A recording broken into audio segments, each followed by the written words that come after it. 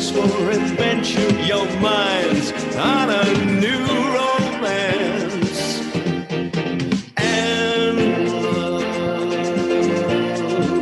it won't hurt anymore. It's an open smile on that friendly shore, 'cause it's love.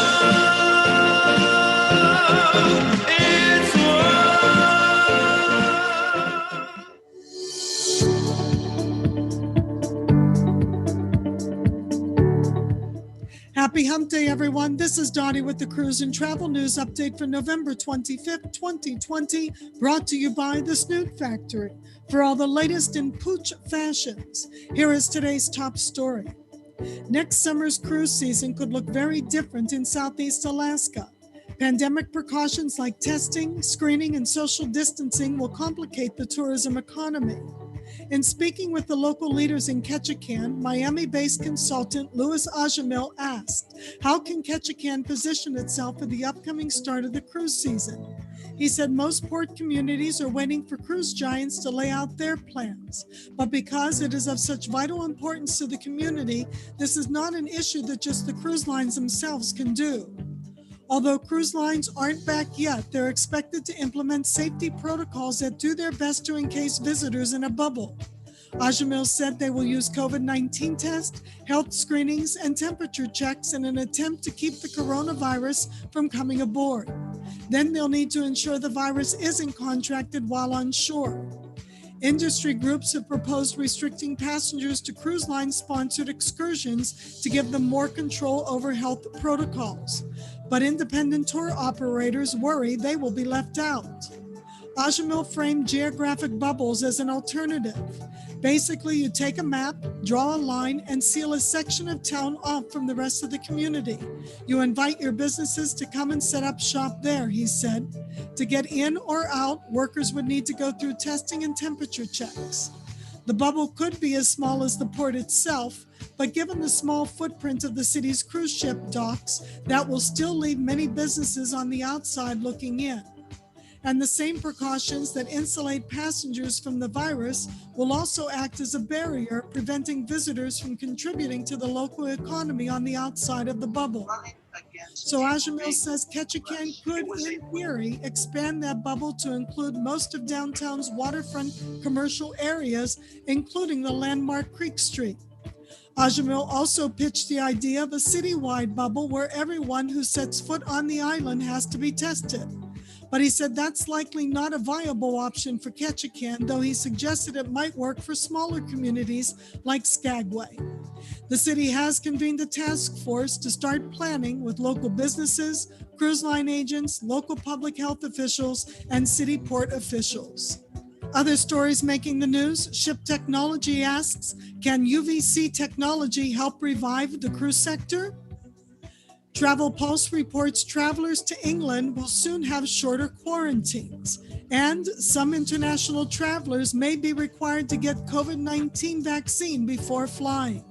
The links to these stories and more are available on our website, www.bestAtSeaRadio.com. And that's the Cruise and Travel News Update for today, brought to you by The Snoot Factory, www.thesnootfactory.com for all the latest in pooch fashions. Stay safe, everyone, and happy Thanksgiving. Yo, what's poppin'? This is Shaq Diesel. You're listening to the really big broadcast. Almost as big as me. With my main man, BJ the DJ.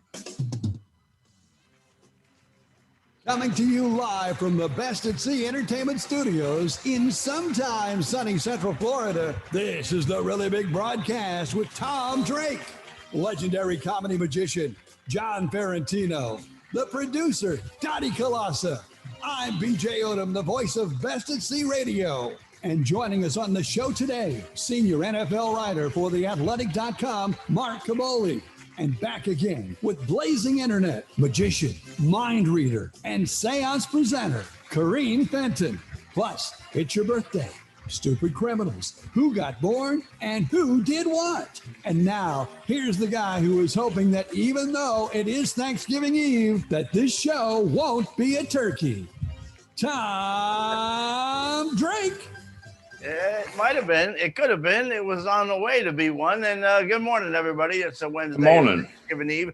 This is the first time I left my video open so I could see how just seconds before we go live, BJ Odom pops up on the screen. Yeah, He's a professional. Very professional guy.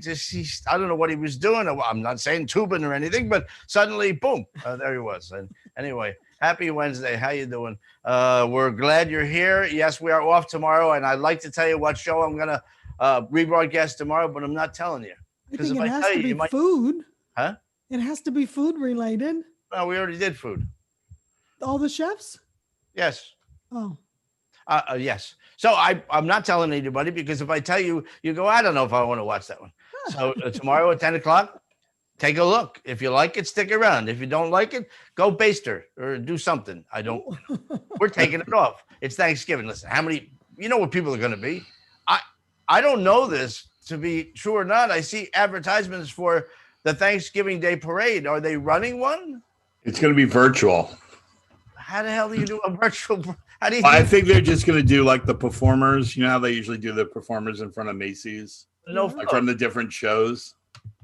Right. So the shows aren't running, but the shows that were scheduled to run, they're going to do like the dance numbers and the singing, and I don't know. But because I see Mario, they're probably going to show clips of the other parade of the of the balloons and stuff.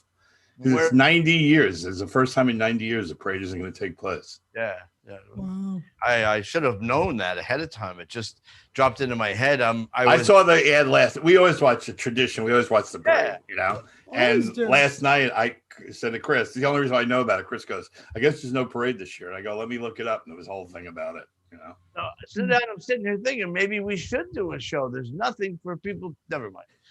There's nothing for people to watch tomorrow. Yes, Don. Remember last year in the opening number, it was My Fair Lady and Barbara Jo Bednarczyk, one of our former cast members who's been on Broadway in War Paint, and My Fair Lady was in the opening number. But let me make this point. People lip syncing and tap dancing in 12-degree weather in front of a department store is not the parade. The parade, the floats, the giant marching band, balloons, the marching bands, the giant animals. That's the parade. They're lovely young people out there, really basically trying to sell their show. If that's what it is, I wasn't going to watch it anyway. I was laughing during Dottie's opening. I'm sorry, Dottie. I was laughing during your Cruise and Travel News update about Ketchikan in a bubble. Because they're so elite there. Ketchikan's been in a bubble since the day it came into 1890. Since 1890. Hey, BJ, how are you today? Thank you, sir. All right, you're just kind of quiet over there. I sometimes watch replays of the show, and I feel guilt. I feel like I don't involve you enough. So I'm going to ask you every 5 minutes today, how you feeling? And then you can just say, yeah, all right. But I'd be willing to give up my research. I was going to say, how's John feeling? Well, you do have one today. Did you see BJ? You have one. No, I didn't see my name on there. I didn't even look through it. You're on there. Well, you can fake it. Anyway. Okay, I can fake it. All right, as long as I can look it up right now. Amy Grant. It's Amy Grant. Oh, she's married to Vince Gill. Yeah. All right, there you go. And was married when they started dating, and she's the Christian singer. Anyway, so let's get into that. Forget how you feel, John. How's the kidney stone? I feel fine today. I feel absolutely fine. I have no pain whatsoever. I slept good last night for the first time. Wow. Everything is good. Everything's clear. I have to go for a CAT scan. Daddy said, why don't you get it sooner? They said to me, well, you can get it on Friday at 10 o'clock. So it's like, no, I'm missing Friday. So I get it on Saturday. It's not going to get read till Monday anyway. So I'm not like BJ, I'm just going to take random days off. Yeah. Well, you know what? It's amazing. I got another appointment coming up in a little bit. When we go to Moffitt Cancer Center, we have our lab work, our MRIs, any test we need done in the morning, and our appointments with him in the afternoon. He has the results. Yeah, well, like my doctor said, the problem is this is the holiday season. He goes, I can't really consider it stat because you're not in agony. So he goes, if I send you over stat, he goes, I do that, but they'll probably yell at you and me. He goes, and it's because of the holiday, it's always the holiday. Have to fake it. I'm fine with it. I feel good today. I feel absolutely normal. And a possibility. Well, that's You think very, you passed it? I don't think so. I think it's too big to pass. yeah. Well, I have a technical question. Can anybody hear wind going through their ears? You hear any wind or any noise? No. Okay. I all right. hear the landscapers outside. No. This lavalier microphone in my ears, no. it sounds like there's a rustling sound, and I certainly I want to make sure I'm loud enough. Bob Rios should be with us again today. He took yesterday off. People are taking days off all over the place around here. Anyway, back to Catch a Can. Give me the name of a liberal radio host. Who's because I only know Rush Limbaugh on the right. Rush would always do this with his paper.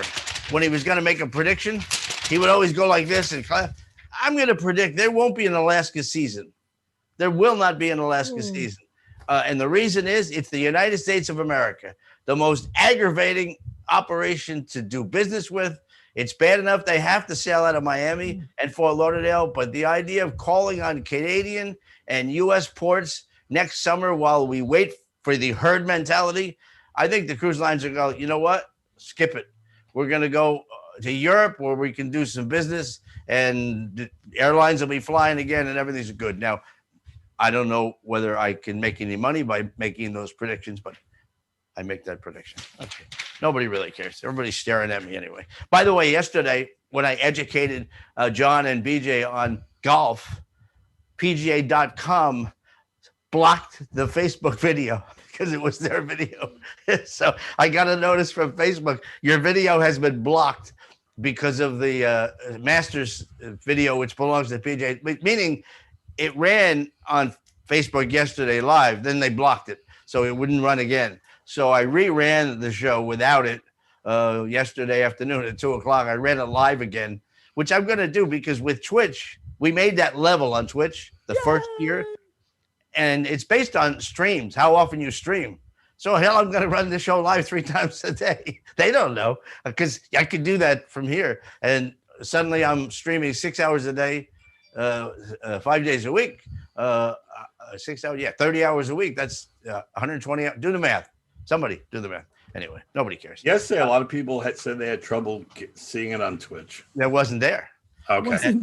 Okay. That's because I kept going, what? I'm on Twitch. Where are you? And I was like, I don't know. It was a multitude of sins because of the buttons. In order to have a private social media stream, kind of like a Jeffrey Toobin thing, where no one could see what I was doing, you have to change things. And when you do, it loses what's known as the key. And you have to put a new key in. And I didn't put the new key in for Twitch. So it didn't run, but it ran yesterday at 2:00 on Twitch, and then it's going to run a lot now.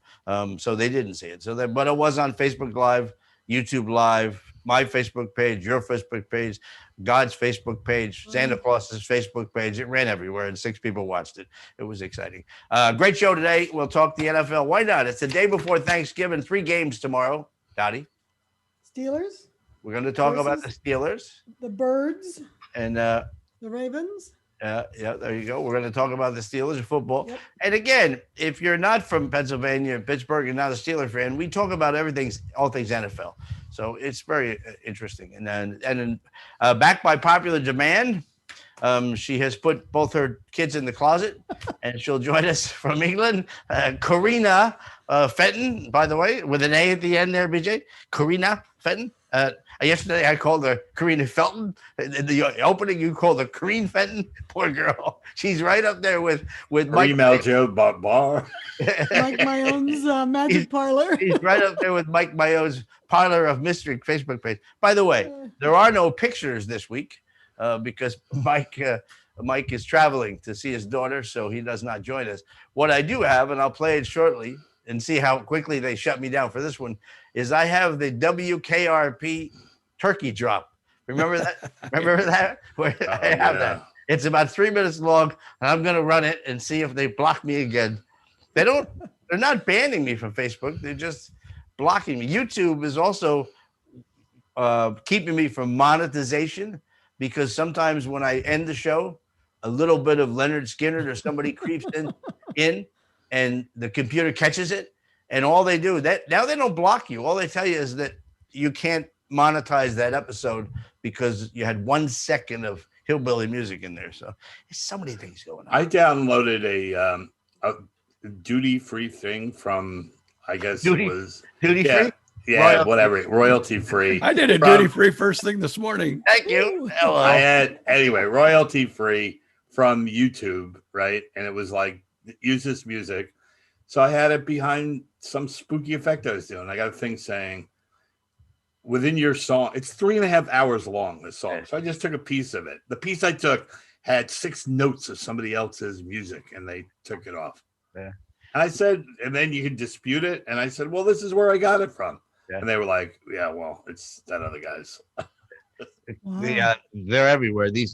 I sent Fern a text about that. And I said, I got blocked in Facebook because these computers within seconds, they know. But by the way, speaking of computers and websites, this is a work in progress, but it's really progressed. On our website now, there is a Bales and Grief page. Bales and Grief page. And if you go on there, there's 7 episodes of Bales and Grief. I'm going back in the early days, but the latest episodes of Bales and Grief on there. And if you want to laugh, I mean, one after another is just hilarious because Bales is hilarious, and then the whole group joining in. And I don't know if you've seen it; they have their own logo now. Make sure tomorrow you put in your thing his intellectual bonnet.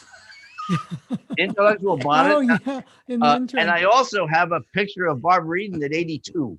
I saw this in she's 82 or 80, I think. Still and it looks was a big good. in the New York Post. So She looked good back then. She looked good looks during good. the alleged incident. Yeah. She looked good.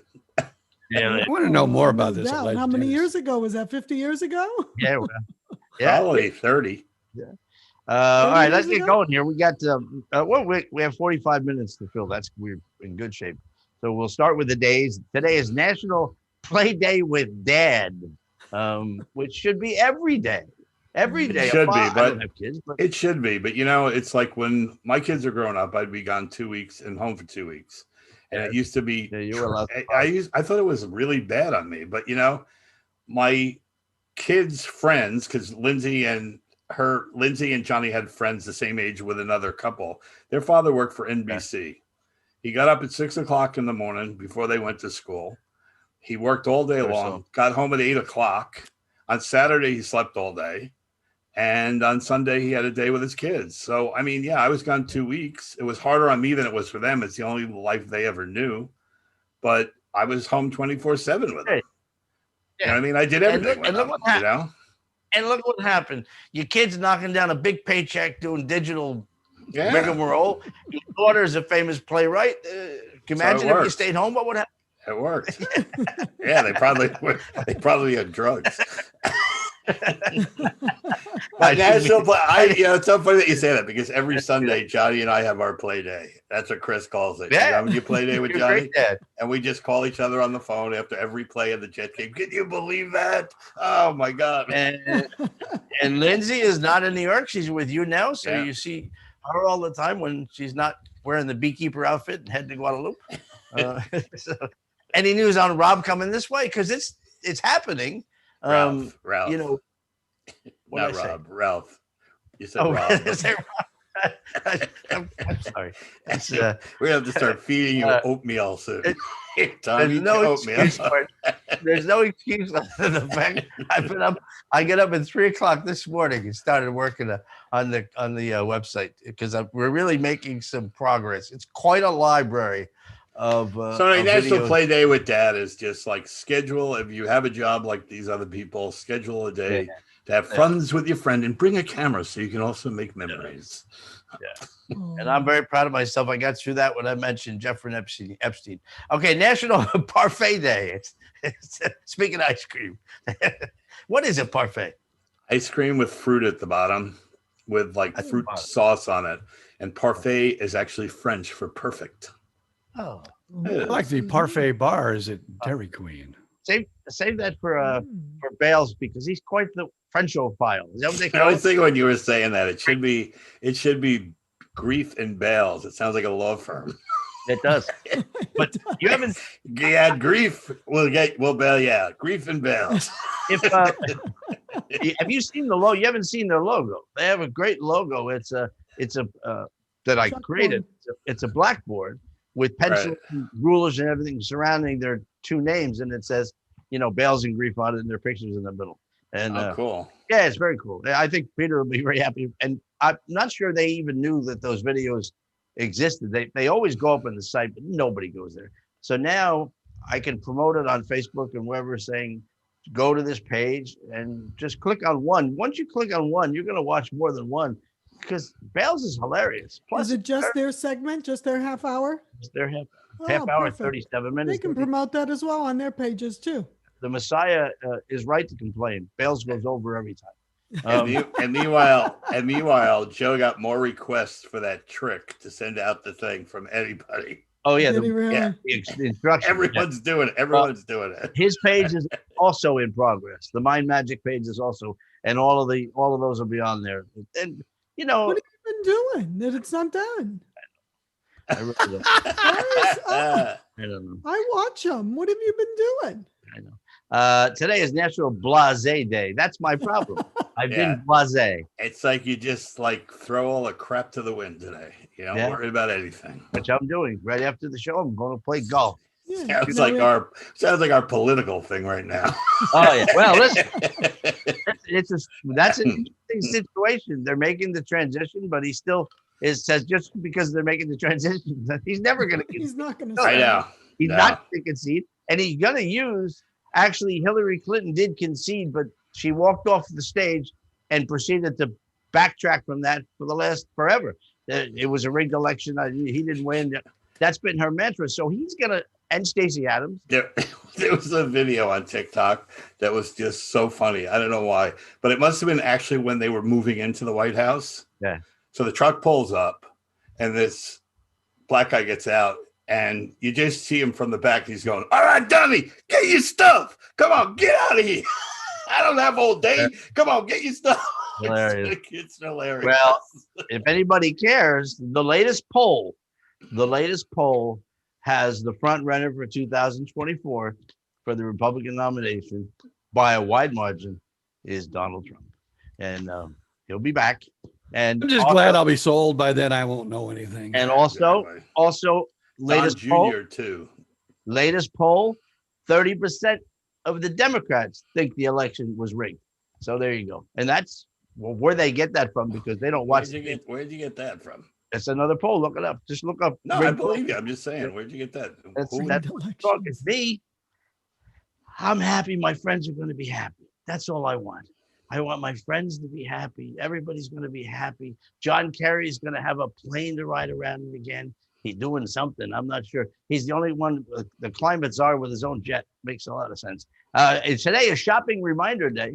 I was reminded not to open up the Amazon package when it arrived today because Yes.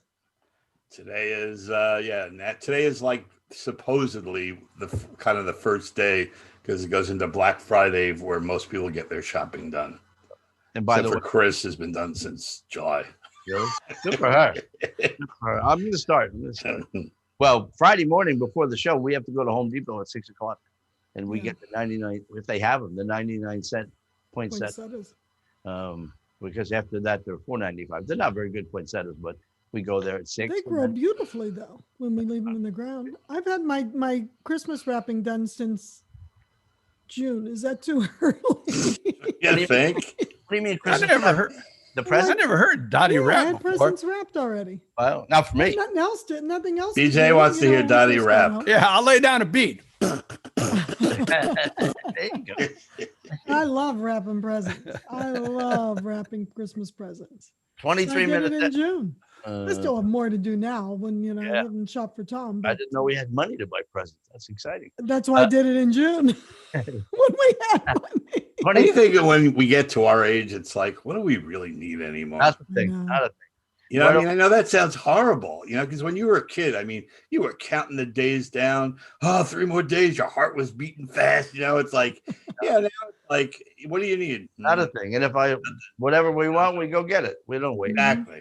And my buddy Pete calls me and he's breaking my chops because he's talking to my other buddy Jimmy, and they want to know how much money I lost because we didn't have a show on Monday. And I went, ha ha ha, ha, very funny. I said, Pete, when I go back to work and you're paying $15,000 for the cruise, and I'm sitting there drinking with you, and they're paying me, I'll laugh back. That's what I go back. Because every time he goes on a cruise, he pays a fortune for a 35-day cruise so he can go drinking with me. And I'm sitting there getting paid. And he goes, I don't like this. I got to pay all this money. Well, there you go. Find an act, pal. That's how that works. By the way, that was a very good interview yesterday.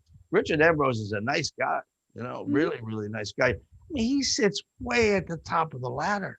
I mean, you're talking about a guy that negotiated to buy Jersey Boys, Rock of Ages.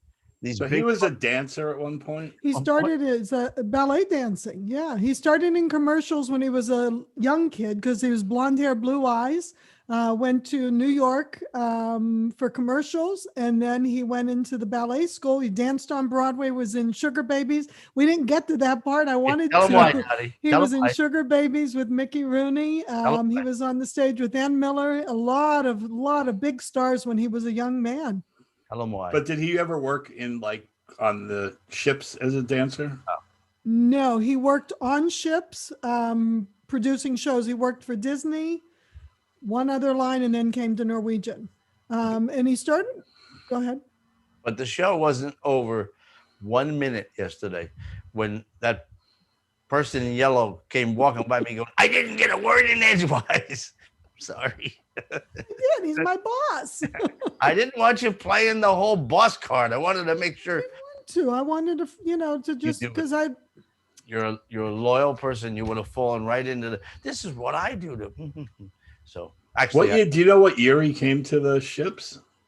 to ships. I'm trying to think if I've met him. That's what all of this is all about. He was with Disney. He wasn't working on the ships for Disney. He went on just to learn what they were doing and try to fix it when they first started.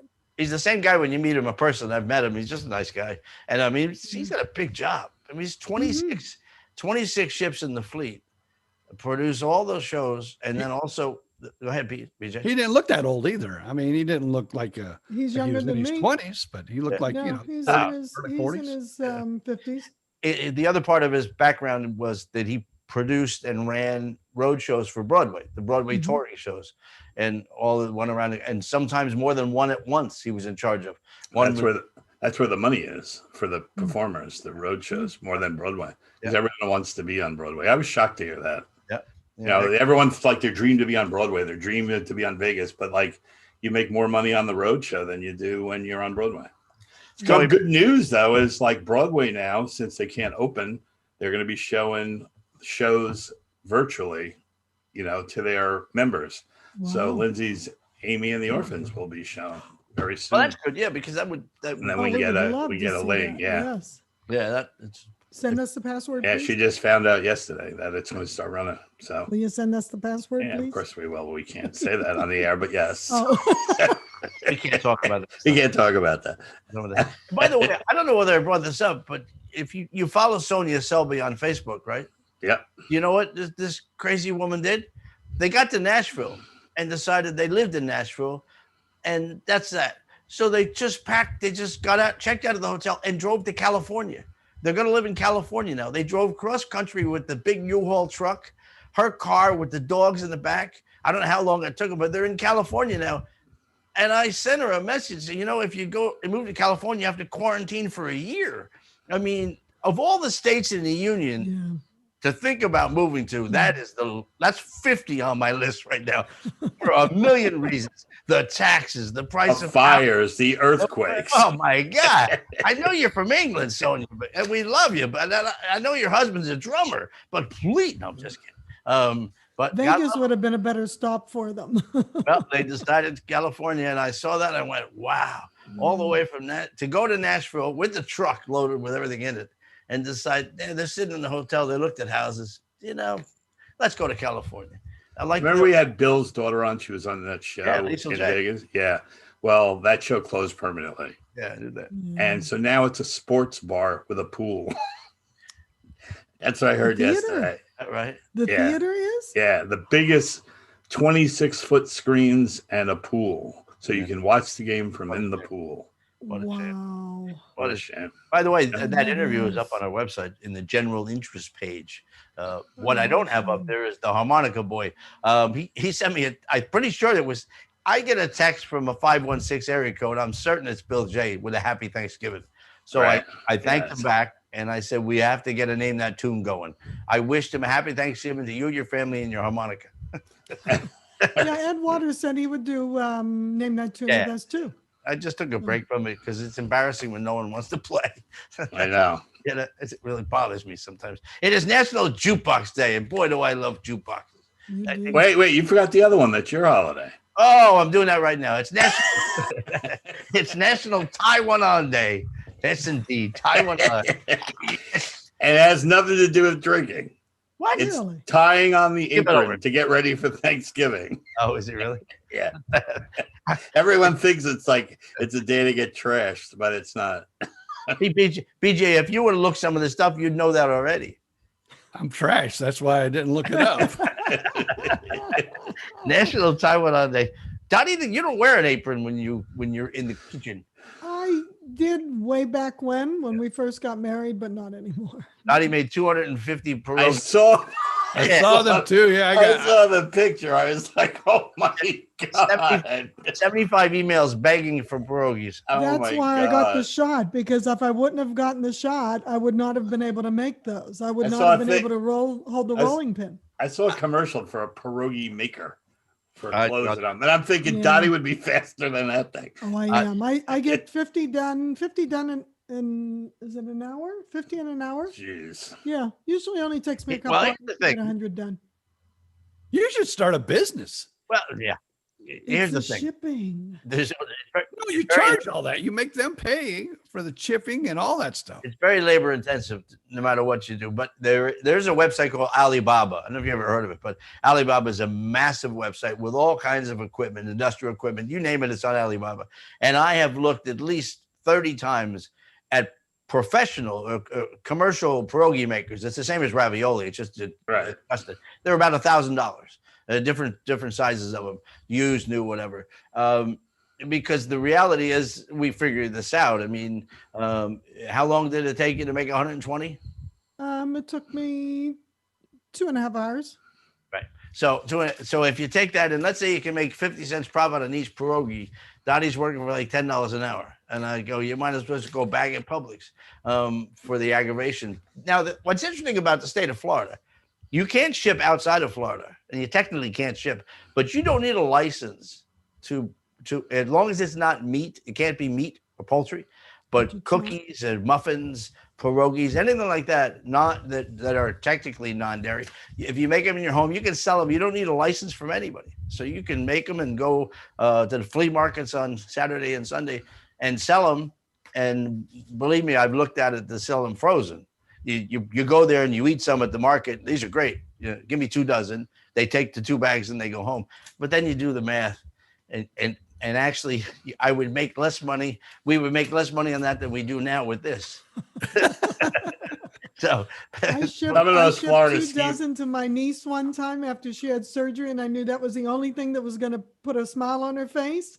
And it was $60 to ship it overnight from Florida to Pennsylvania. Shipping is getting crazy. Yeah. yeah, this And is. that's, I mean, I did it because I love her, but to do that, who's going to pay $60 for 2 dozen of pierogi? No, one's what we gonna do now is we'll sell like 200 dozen to Pittsburgh and drive it up. Talking about those Florida flea markets, I went one year, a couple of years ago, with my sister Caroline. She makes this artistic jewelry, Yeah. really beautiful stuff. Yeah. And I went to the flea market with her. Is that Jeff's wife? Yeah, Oh, very cool. and she's got a master's in art. She's very creative. She does like sculpture jewelry. Anyway, we went to this flea market. And we were next to this guy. It was like Gun Central. Yeah. He'd have BB guns out on the counter, and people pick them up and go, "You got anything a little more serious than this?" And he goes, "Come over to the trunk." I'm like, "Oh." It was crazy. He goes, "I can't sell you ammo, but the guy over there has all the ammo you need." It's like, oh my God, this is not New York. This is not New York. So, BJ, how many years did you have your place at the flea market? I had it for a little over a year. Then I finally got another. What it was, typical thing, lost a radio job, had a non-compete. Wife didn't want to move. So I started that and I kept it a little over a year. And then I went and made real money again. What'd you sell? Magic. Oh, really? Yeah, I had a magic shop. It was like a magic and gag shop. I had the fake throw up and the fart machines and Did Yeah, do what did the, you say when we had Spengali that gentleman decks? on that you said you sold you sold yeah, out of the it? fart spray. The fart spray. Oh man, so finally the flea market come to me and said, "You can't sell that no more because kids are running around this flea market spraying it everywhere." Did you sell at Spengali decks? Yeah, Because there was a guy in Key West. That's all he sold on a little. It's like a magic deck of cards you can do like 50 card tricks with. And these old guys, they used to have a rap, like a sales pitch. They would set up a soapbox in New York. And this guy would sell. I mean, you can get the decks of cards for like 90 cents. He sell them for $10.95. And this is like while the ships were in, he would do this rap. It looked like a miracle. I mean, it looked like a miracle you could do this. He goes, "You can do all this for $10.95. How many do I want?" And they have a whole rap. And that guy would sell like 15 or 20 every time he did it. And he did it all day long. I was like, oh my God, what a moneymaker. well, my nephew, the floating card, Yeah. where it spins and everything, he mastered that. And I would have him come out on a Sunday and he would just sit there and do that all day. I'd sell those things like hotcakes. And they could never do it when they got it home. Yeah, I know. People bring it back. Hey, once you buy it. That's funny. Sorry, you know the secret. You cannot take it back. You are watching a show full of entrepreneurs. Isn't that exciting? I got to tell you this. My sister had an art show once, right? And my sister's really funny. And she took it was a sculpture show, and she bought all parts of computers and then would like heat up the chips and they'd explode and put crayons on it. And this stuff was really beautiful. And it was all parts. And the name of the art show was Artifacts of the Future. The fact that computers change so fast that you got to do something with them. Sold every single piece to Asian people. Oh yeah. By the end of the show. Yeah. And she calls me up. I go, how'd the show go? She goes, sold every piece. Wow. And I go, what? And who's the guy from Baywatch that? David Hasselhoff? And she goes, I'm the David Hasselhoff of Asia. I met him one time. He was a cool dude. Was he? Yeah, he was real cool. I met him at CRS one year. No, I met him at the Bobby Poe convention because I was doing Top 40 then. He had a new album coming out and he was trying to schmooze people. We sat at the bar for probably 2 hours. And all I could do is talk about his car because I had one that looked like it. What kind of car? It was one of those, Trans Am, like the kit car, remember? The light. So, yeah, we sit there and I talked about that for about half hour. And then the rest of the time we just BS'd. I'd like to guess how many cars that guy's owned since I've known him. And they've gone from those kind of cars to the smallest car you've ever seen. And now you have your basic all-American SUV again. Yeah. 4 doors and a little meat behind it. But you had a miniature car there for a while. If I had it my way, I would have a smart car. But everybody says those things just cost so. They said even to change the oil, it costs 3 times what it would normally cost for a regular car. But there was an article recently that said the smart car, not necessarily smart. That's smart. That's smart. We're having so much fun talking, but we're way behind. Hold on. Let's do birthdays. Are you doing Wednesday and Thursday? Yeah. Sing it. I'm just calling. What's the over and under on the cousins? Happy birthday. Our birthdays today brought to you by The Snoot Factory. www.thesnootfactory.com. Is your pooch behaving better than the man in your life? Treat him or her to the latest in pooch fashions. Our first birthday wish goes out to my best friend's son, Chris Kostovny. That's her first. Happy birthday, Christopher. Barbara Kennedy, one of our Norwegian Cruise Line friends. Gary Simonetta from McKeesport, Pennsylvania. Great auto mechanic and detailer. Wow, he does great work. No, he's not a cousin. He used to work for Benny Doe at the Lemon Tree years ago. And then he started his own business. He has an auto body shop. And Scott Vogel from California. Happy anniversary wishes as well to Carrie Sue and Ricardo Vega. They're celebrating 20 years today.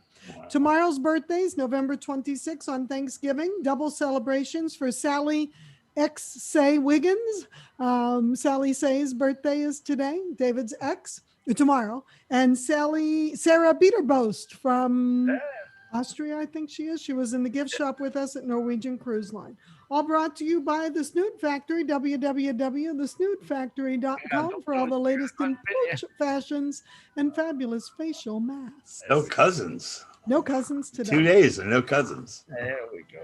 None on Friday or the way. weekend. Wow. Well done, Dottie. They can make 'em All up. right, real quick. Dottie has this one, born on this day in 1960. One of the very unlucky Kennedys, and boy, are a lot of A lot of kids them were. just can't catch a break. John, Yeah. Bobby, Ted, he survived. The passenger did. Son And of First Lady Jackie and President John F. Kennedy. He was a lawyer, journalist, magazine publisher, younger brother of Caroline Kennedy, married to Carolyn Bessette. They both died in a plane crash on July 16, 1999 at the age of 39. He would have been 60 years old.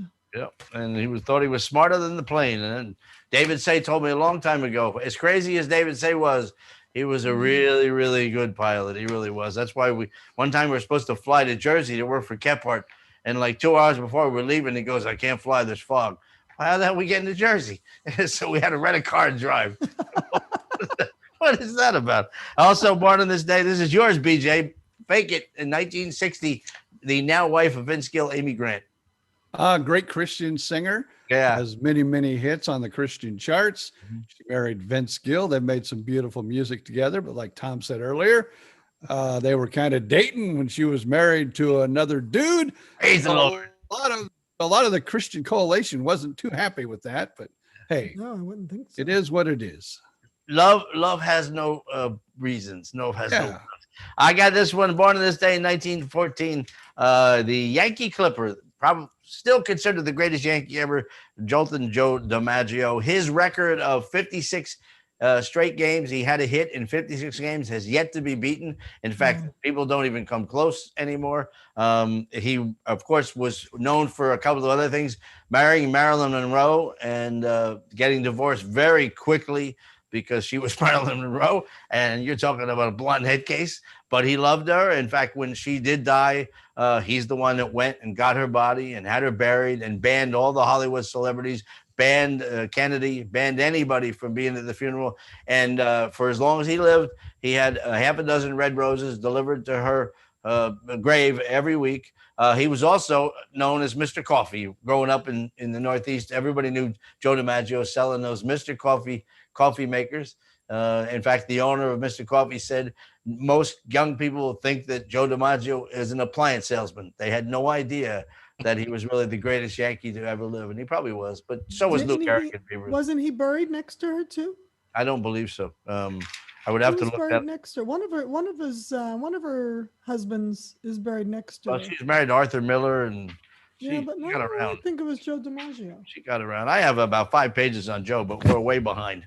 I'm going to and- be cremated, and my wife's going to spread ashes around all of my past girlfriends' graves.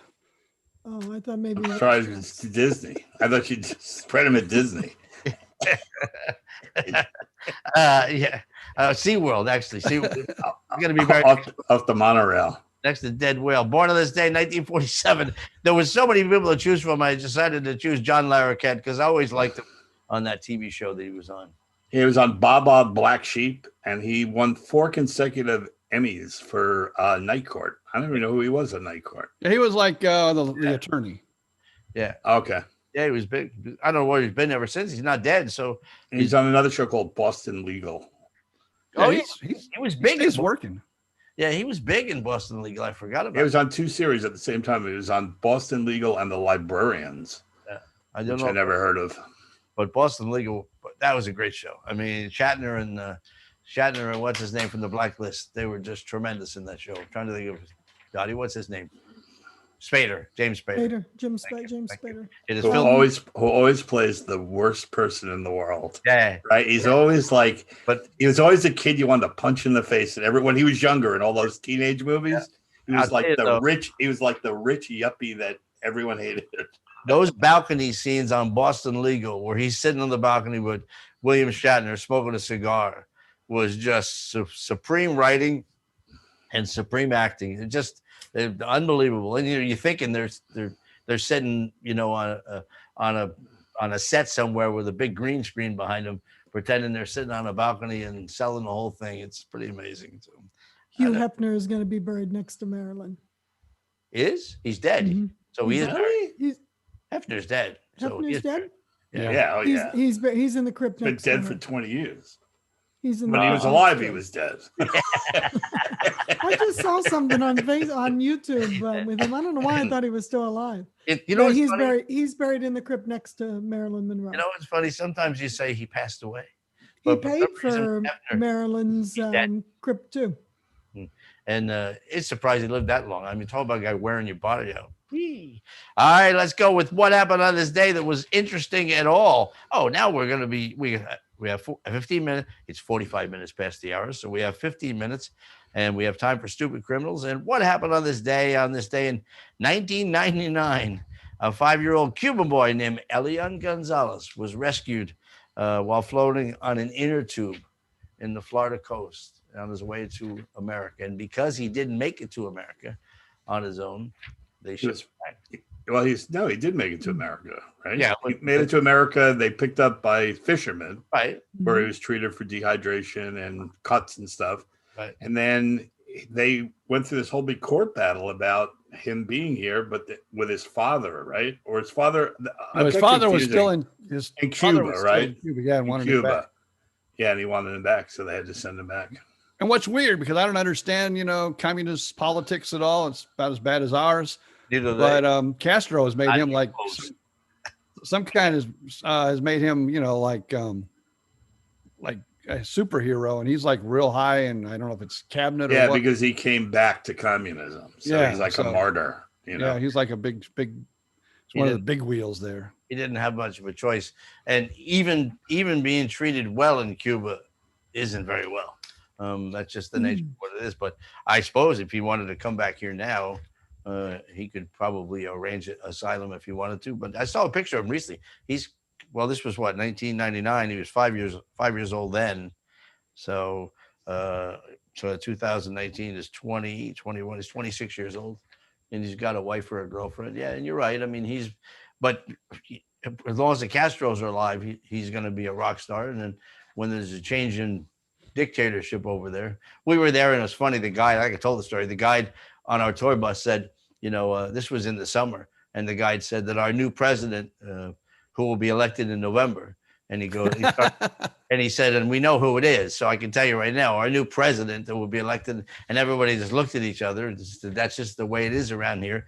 Whoever the guy is now, Raul Castro is still in some type of power position there. What do I know? I'm not a history guy. To hell with it. Anyway, Elian Gonzalez, that's You bails us.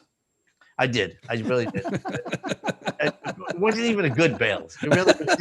It was like the Zambuca's kicking in. I got to just drag this sucker to noon, and I can put the show up in the air again and go play golf. I'm already checked out. I'm already left the building. I'm already thinking about that first tee at where am I going? Providence Golf Club down the road. Yeah. Iran-Contra on this day in 1986. Edwin Meese announced, I think you admitted, that profits from covert weapon sales to Iran were illegally diverted to the anti-communist Contra rebels in Nicaragua. I like the way that Wikipedia puts he announced. No, he admitted. There's a big difference.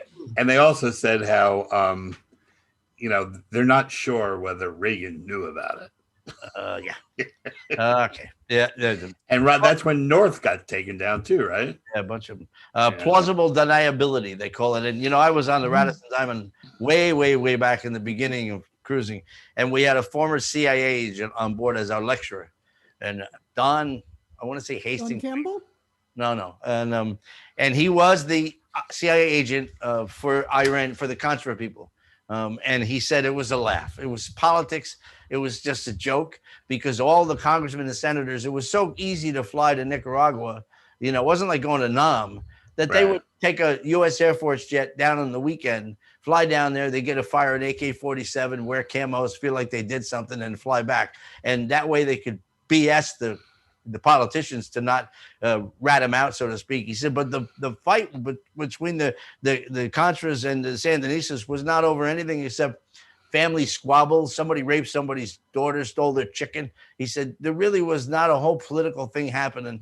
But Bennett. They spun that son of a gun and wasted time and money. Yes.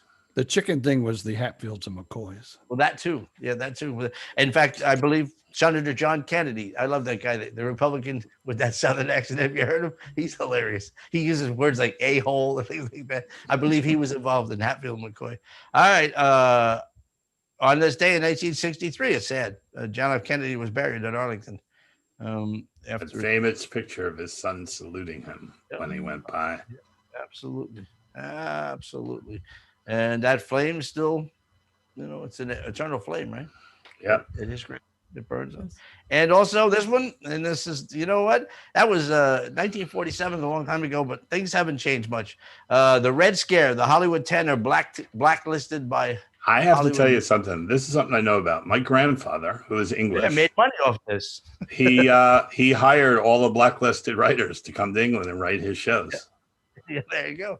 I mean, he said, it's not true what they're doing.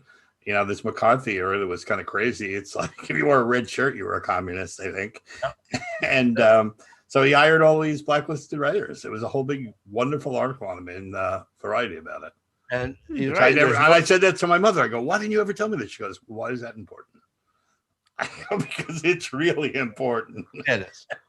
But it hasn't changed. This, however, whatever side you want to put it on, the cancel culture still exists in a big way. And I don't want to get on a soapbox because I might fall off it, but freedom of speech is one thing we have going for us that so many countries don't, to be able to say what we want, when we want it, within reason. You can't yell fire in a crowded theater, and this goes back to Joe McCarthy, and it hasn't changed. It's really sad, really. If someone doesn't agree with you, they want to, instead of not just disagreeing with you, they want you to never speak again, never write again, never work again. Whoopi does it. Never play football again. Yeah, Whoopi, exactly. Whoopi, well, that's such a different deal.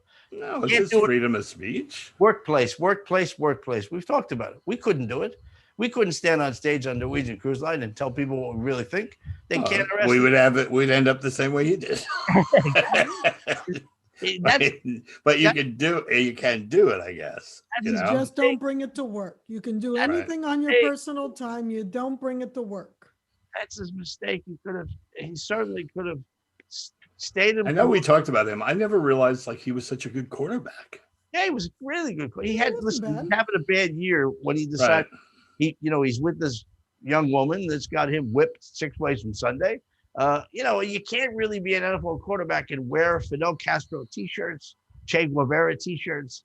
There's money involved here, lots of money. To lighten this whole thing up, remember that crazy quarterback the Jets had, where he would write shit. He'd write stuff on his headbands. I don't remember. Yeah, the guy with the sunglasses.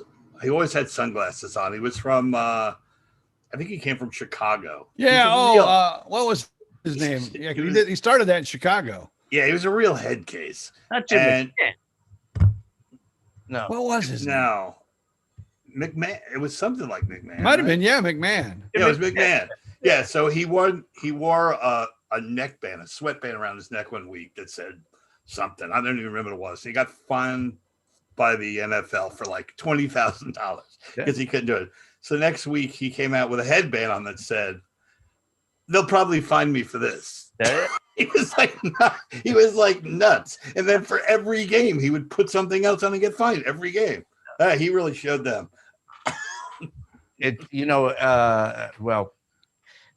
There's stories on top of stories on top of stories.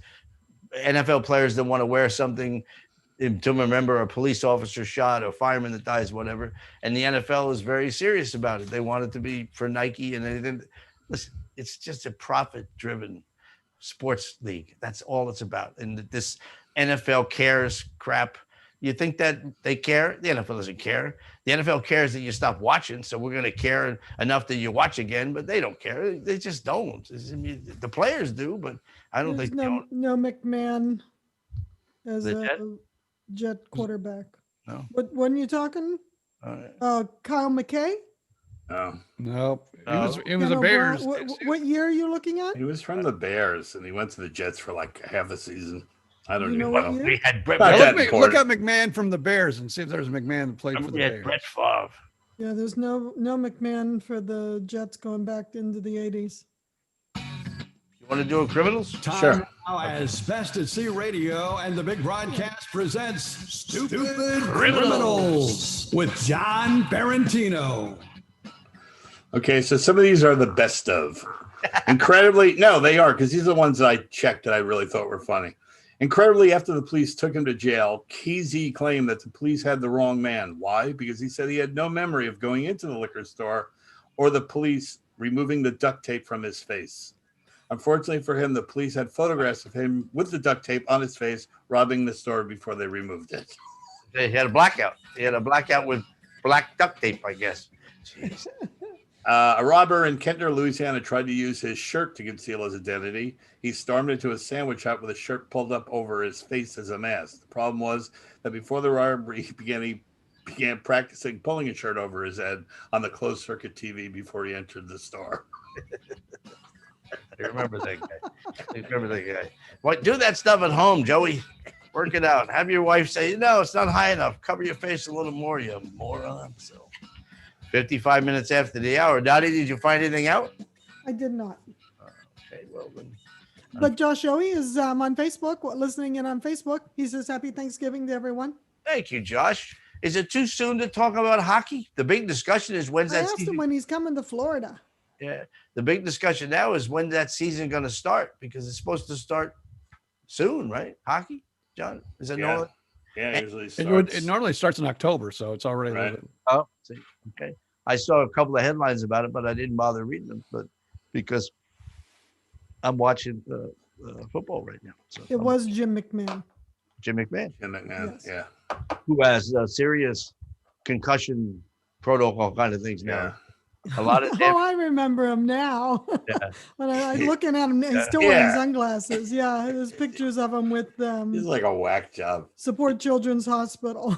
he's one of those ones that has like Emmett Smith. They have the effects of being hit so many times. Maybe he had that problem back then.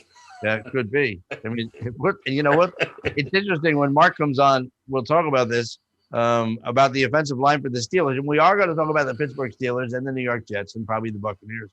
But I've got Mark's top 10 observations from his column, and I'll tell people again and again and again. This isn't a pitch, but if you're a sports fan, you're crazy. It's $1 a week. It's $1 a week for theathletic.com, and I don't care whether it's baseball, football, basketball, hockey. The best writers in the country are on this digital site called athletic.com.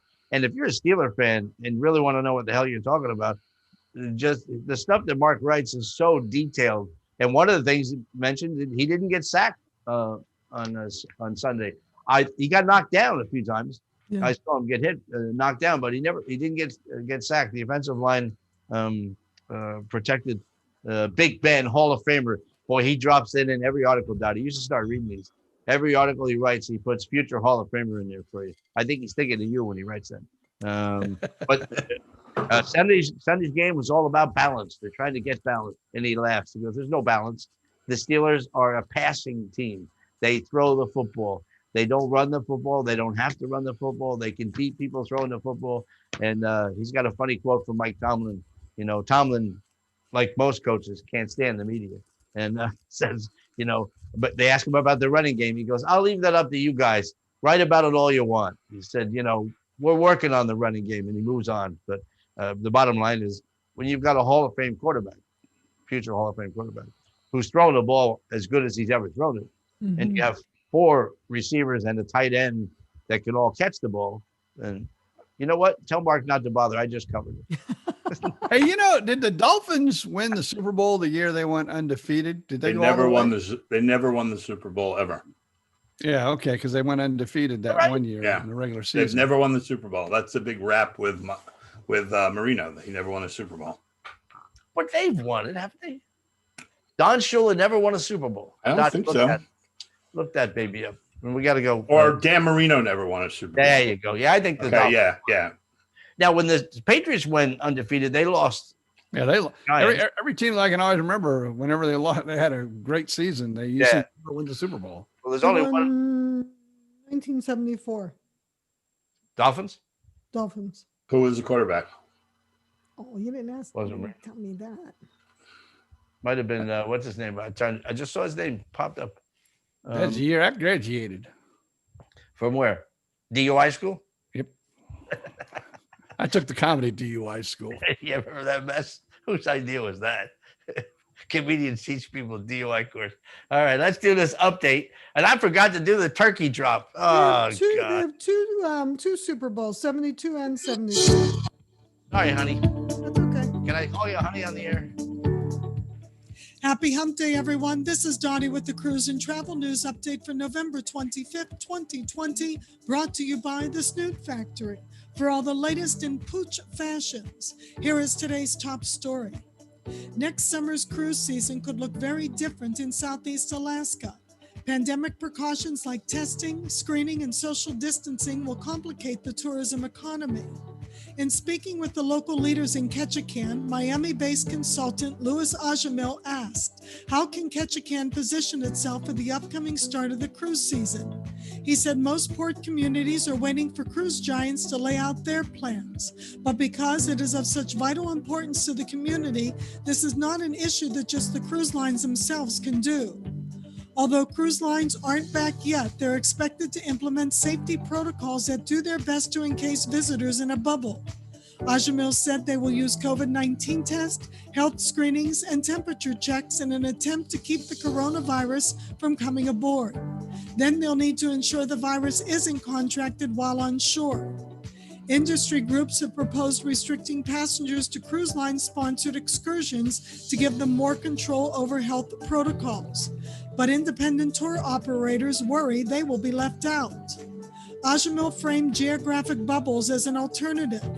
Basically, you take a map, draw a line, and seal a section of town off from the rest of the community.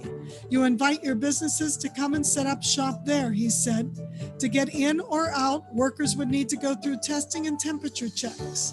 The bubble could be as small as the port itself, but given the small footprint of the city's cruise ship docks, that will still leave many businesses on the outside looking in. And the same precautions that insulate passengers from the virus will also act as a barrier, preventing visitors from contributing to the local economy on the outside of the bubble. So Ajamil says Ketchikan could, in theory, expand that bubble to include most of downtown's waterfront commercial areas, including the landmark Creek Street. Ajamil also pitched the idea of a citywide bubble where everyone who sets foot on the island has to be tested. But he said that's likely not a viable option for Ketchikan, though he suggested it might work for smaller communities like Skagway. The city has convened a task force to start planning with local businesses, cruise line agents, local public health officials, and city port officials. Other stories making the news, Ship Technology asks, can UVC technology help revive the cruise sector? Travel Pulse reports travelers to England will soon have shorter quarantines, and some international travelers may be required to get COVID-19 vaccine before flying. The links to these stories and more are available on our website, www.bestAtSeaRadio.com. And that's the Cruise and Travel News Update for today, brought to you by The Snoot Factory, www.thesnootfactory.com for all the latest in pooch fashions. Stay safe, everyone, and happy Thanksgiving. What a beautiful morning. Oh, what a beautiful day. Well, I've got a beautiful feeling. Everything's going my way. Oh, what a beautiful day. What a beautiful day. It's 3 minutes past the hour on the Wednesday version of the Really Big Broadcast, Thanksgiving Eve.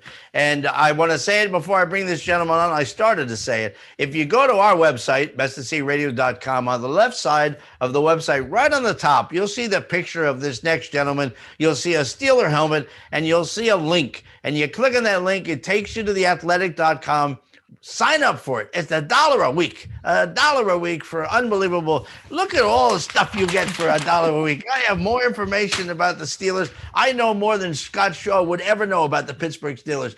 Thanks to our next guest, Mark Caboli joins us. He's the beat writer for the Steelers for theathletic.com. Good morning, sir. Good morning. I'll give you guys a little breaking news, but you have to keep it between us. Okay. If you wait till Black Friday, it might only be $1 a month for a couple days. You get a special, but I'm not allowed to tell anybody that. So there you go. Wait till Friday. right. I'm telling you, I enjoy, reading. I sit down when you're coming on the show. I sit down to read your columns, and I have the 10 observations. I didn't notice. I mentioned earlier that Ben didn't get sacked. He got knocked down a little bit, but he didn't get technically sacked, according to your column, correct? yeah, I think it's 3 games in a row now that he hasn't got sacked. So that's a problem that he had early in his career. He was getting sacked 50, 55 times a game, and that had a lot to do with how they ran their offense and with their old offensive coordinator Todd Haley. But he throws the ball so quickly right now; it's really hard to get to him and bang him around a little bit, and it's good for him because he's 38, and it's good for the offensive line because they're not really playing very well right now. And let's just hope there's a game tomorrow. That's all I got to say right now. Have you heard anything? There hasn't been anything yet, which is kind of weird that they haven't mentioned anything as of yet. Typically, teams would travel to the away city, 3:00 flight on the day before. So the Ravens would probably begin getting on the flight here pretty soon. There was talk about maybe pushing that back till tomorrow.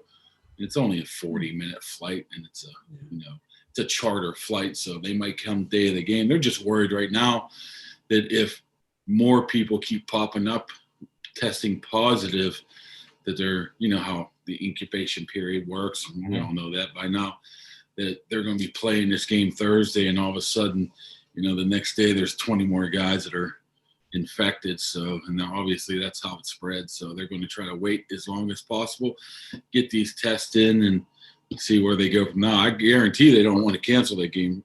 Yeah. Thanksgiving night, no way. A lot of money. Now the Ravens have a couple on the list, right? Well, they at least have 3 big ones. Their 2 running backs and their defensive tackle. And now a bunch more went on yesterday, I believe. They didn't announce who they were, and they're waiting for the tests. I'm sure the tests are already come back for today to see if it keeps. I mean, a lot of it's staff members as well. But once again, they don't just know how many. This happened, a month ago in Tennessee. And every day it was like 5 more, 6 more, 6 more. And before they got done, there were around 20 players or 20 different people that had it or was tested positive, and they don't want that to happen. But it puts them in a bind too, because, I guess you could push the game to Sunday to give yourself some more time. But if that doesn't work, where are you going to put it at the end of the season? Which they have, they have plans in place to be able to push games to week 18. But you don't want to be the only team playing on week 18. So then the entire league would have to wait just for the Steelers, the Ravens to play. So they're going to hope that they don't have to do this. Well, I'm sure the NFL doesn't want to cancel the game, but I don't think any of the Steelers would mind being home for not having to play on Thanksgiving and play Sunday, a couple more days to heal and feel better, correct? I don't know. At this point right now, they probably wouldn't mind the 4 straight days off, Friday, Saturday, Sunday. Well, I guess it's 3 straight days off. They'd have to come back Monday. And they probably wouldn't mind playing a Baltimore team that might be without 10 of their players as well. So you're at the point right now, it's like the Steelers are like, okay, let's get this thing done. And the Ravens are probably like, hey, why don't we hold off a little bit on this? They should think about that. Like for the Jets, they should think about that. Like in golf, like I have a 30 handicap. So when I play real golfers, I have an advantage if we're betting because I'm a 30 handicap. So if I get 1 or 2 good plays, 1 or 2 good holes, I can actually win. With the Jets, there should be some kind of a deal where the other team has to play with 6 less players. Sorry. Well, they are playing with Joe Flacco, so that's almost what's up with that? It's almost a quarterback. Did you see that goal line pick 6? I have to admit to you, I don't keep up on my Jets highlights very much. So It's the funniest thing, Mark. The funniest thing. They kick off the Jets. They fumble the ball on the 1 yard line. Jets recover. Flacco throws a screen pass and just gets picked off. There's nobody even near him. And the guy just walks one step for a touchdown. And they still they didn't lose by that much, right? To the LA Chargers. They came back. They were terrible. Yeah. Well, they got down big, but they scored some later touchdowns to make it close. So when somebody asked Tomlin about the running game, and his answer was, "I'll let you guys write about that." Gives you something to write about, or words to that effect. Is he always so friendly? Yeah, absolutely. He's always that's actually the friendly part of him. If he really wants to be a piece of work, what we call him is darts around these parts. Actually, it's more to it. This is a family program, and I can't tell you what goes in front of the dart. It starts with the letter D, but we'll say he shoots them at you is when he gives you like one-word answers. Yeah. That really means he's being an idiot. So at least this wasn't a one-word answer. So he went to the Belichick School of Coaching. Yeah. and then you got on the other side of it, you got Bruce Arians, who doesn't shut up. I haven't checked. Has he thrown Brady under the bus? Well, he should after that game Monday. Brady looked played like he's a 60-year-old man. Yeah, He looked awful. Although I will say one thing, he didn't have very much time to throw the ball. Man, they were like on him like what? Yeah, he's a chicken. He doesn't like to get hit. You look at the four teams He's a cheater. He kicked the AB out of his house because of his wife. Every time the Jets played, when the Jets had a team and they played the Patriots, not that they would win, but every time they would get through and hit Brady, that they made that the point of hitting Brady, and they hit him a lot. He had the worst games. He just, like you said, he panics. He thinks he's going to get hit. He panics. The four times they lost this year against teams that have good defenses that put on pressure. I think the Rams, the Saints twice, and I think maybe the Bears. Well, that's how you beat him. Is that on Brady or is that on the offensive line coach for the Buccaneers? Well, the offensive line should have played better, but a lot of those guys just stick in there and make the throw and get hit, and that's it. But when you're 43, you're chucking and ducking. You don't want to get a hit. Chucking and ducking. I like that. Hey, how's Juju's toe? Yesterday at practice, practice. I think I practiced more than those guys yesterday. Walked around in shorts. But when they have that short week like this, I mean, they never practice. They just walk through a little bit. He was out there. He wasn't limping that much. I mean, I guess we won't really find out. Did he break it? No, not that. I mean, not to. Once again, they're not going to tell us this stuff. Tomlin would rather, hand over his oldest child to us before telling us about an injury. So we'll find out when they send out the injury report later in the day that says if he's out or questionable or doubtful. But I would assume that he's going to play. I don't see. It didn't look like it was that bad yesterday when I saw him walking around, but it's hard to tell. Hayward also got shook up and took some time getting up from that one hit. Yeah, the big ones are definitely Juju. He got hurt. And Joe Hayden, their cornerback, hurt his knee, but he looked good yesterday. He didn't practice, but he was running around a little bit. So I don't think they're too banged up. I mean, if Juju can't play, I mean, they have decent receivers around him that shouldn't really. It's so funny, Mark. We talked about in the beginning of the season. This would be the year we'd find out whether it was Belichick or Brady, and they both suck. They both have a crappy years. Maybe they're meant for each other. Right? Yeah, exactly. They're not cheating this year.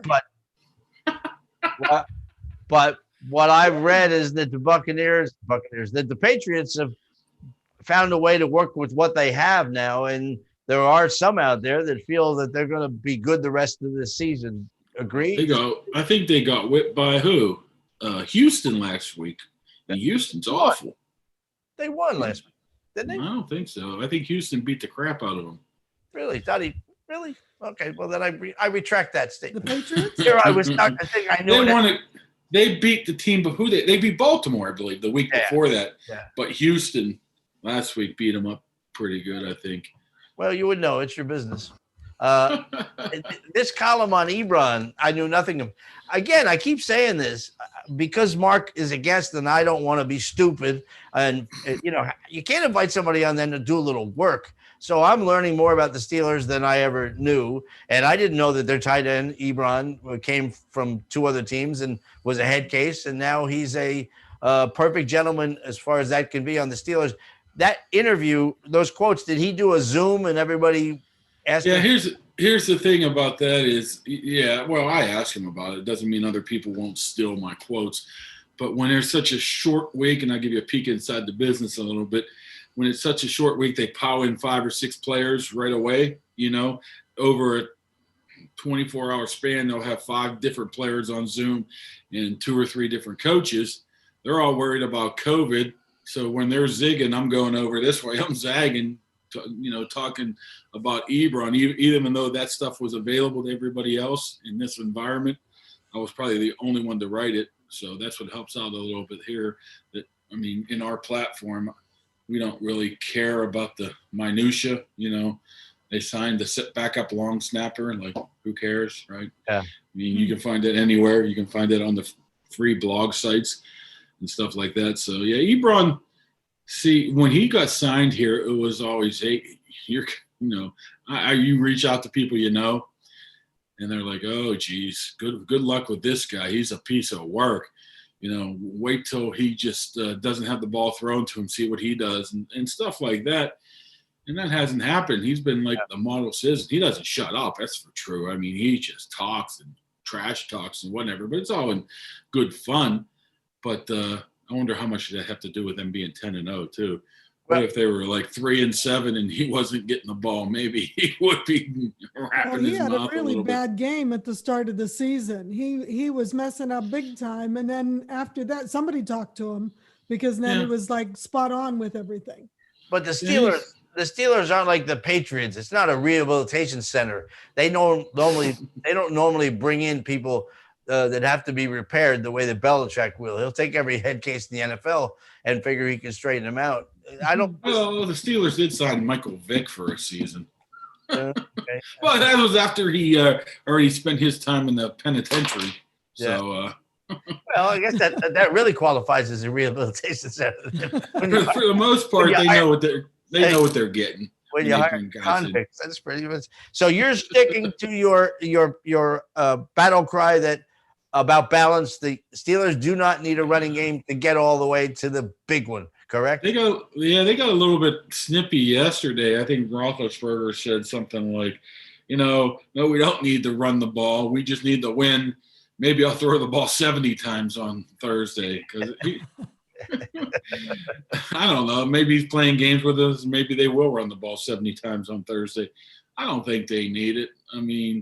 It looked like they ran the ball better on Sunday against the Jaguars, but they really didn't.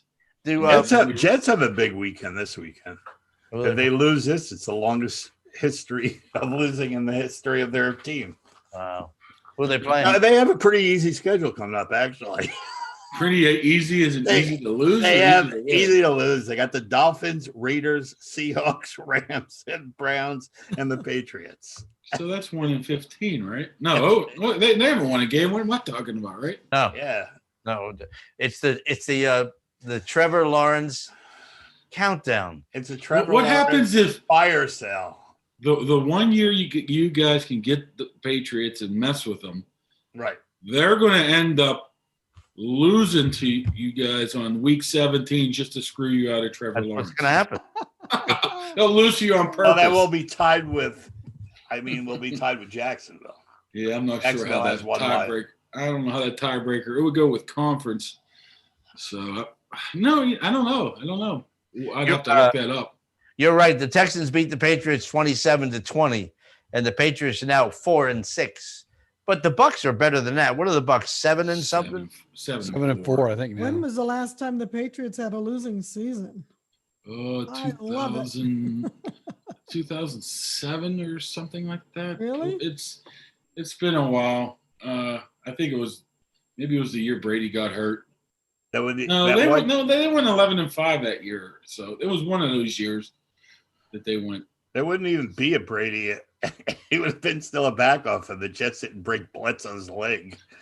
Yeah. You see, and the Steelers really appreciated that because he came in and beat them, and well, you didn't. That was like out of nowhere, you know. That's one thing. Jets fans brag about injuries to other players. No. It's our curse. We always call it the curse. You know, why'd you break the guy's leg? Now we got to deal with this guy for the rest of our lives. Speaking of injuries, Hill had a great game for the Saints last week. Yeah, he's an interesting cat, isn't he?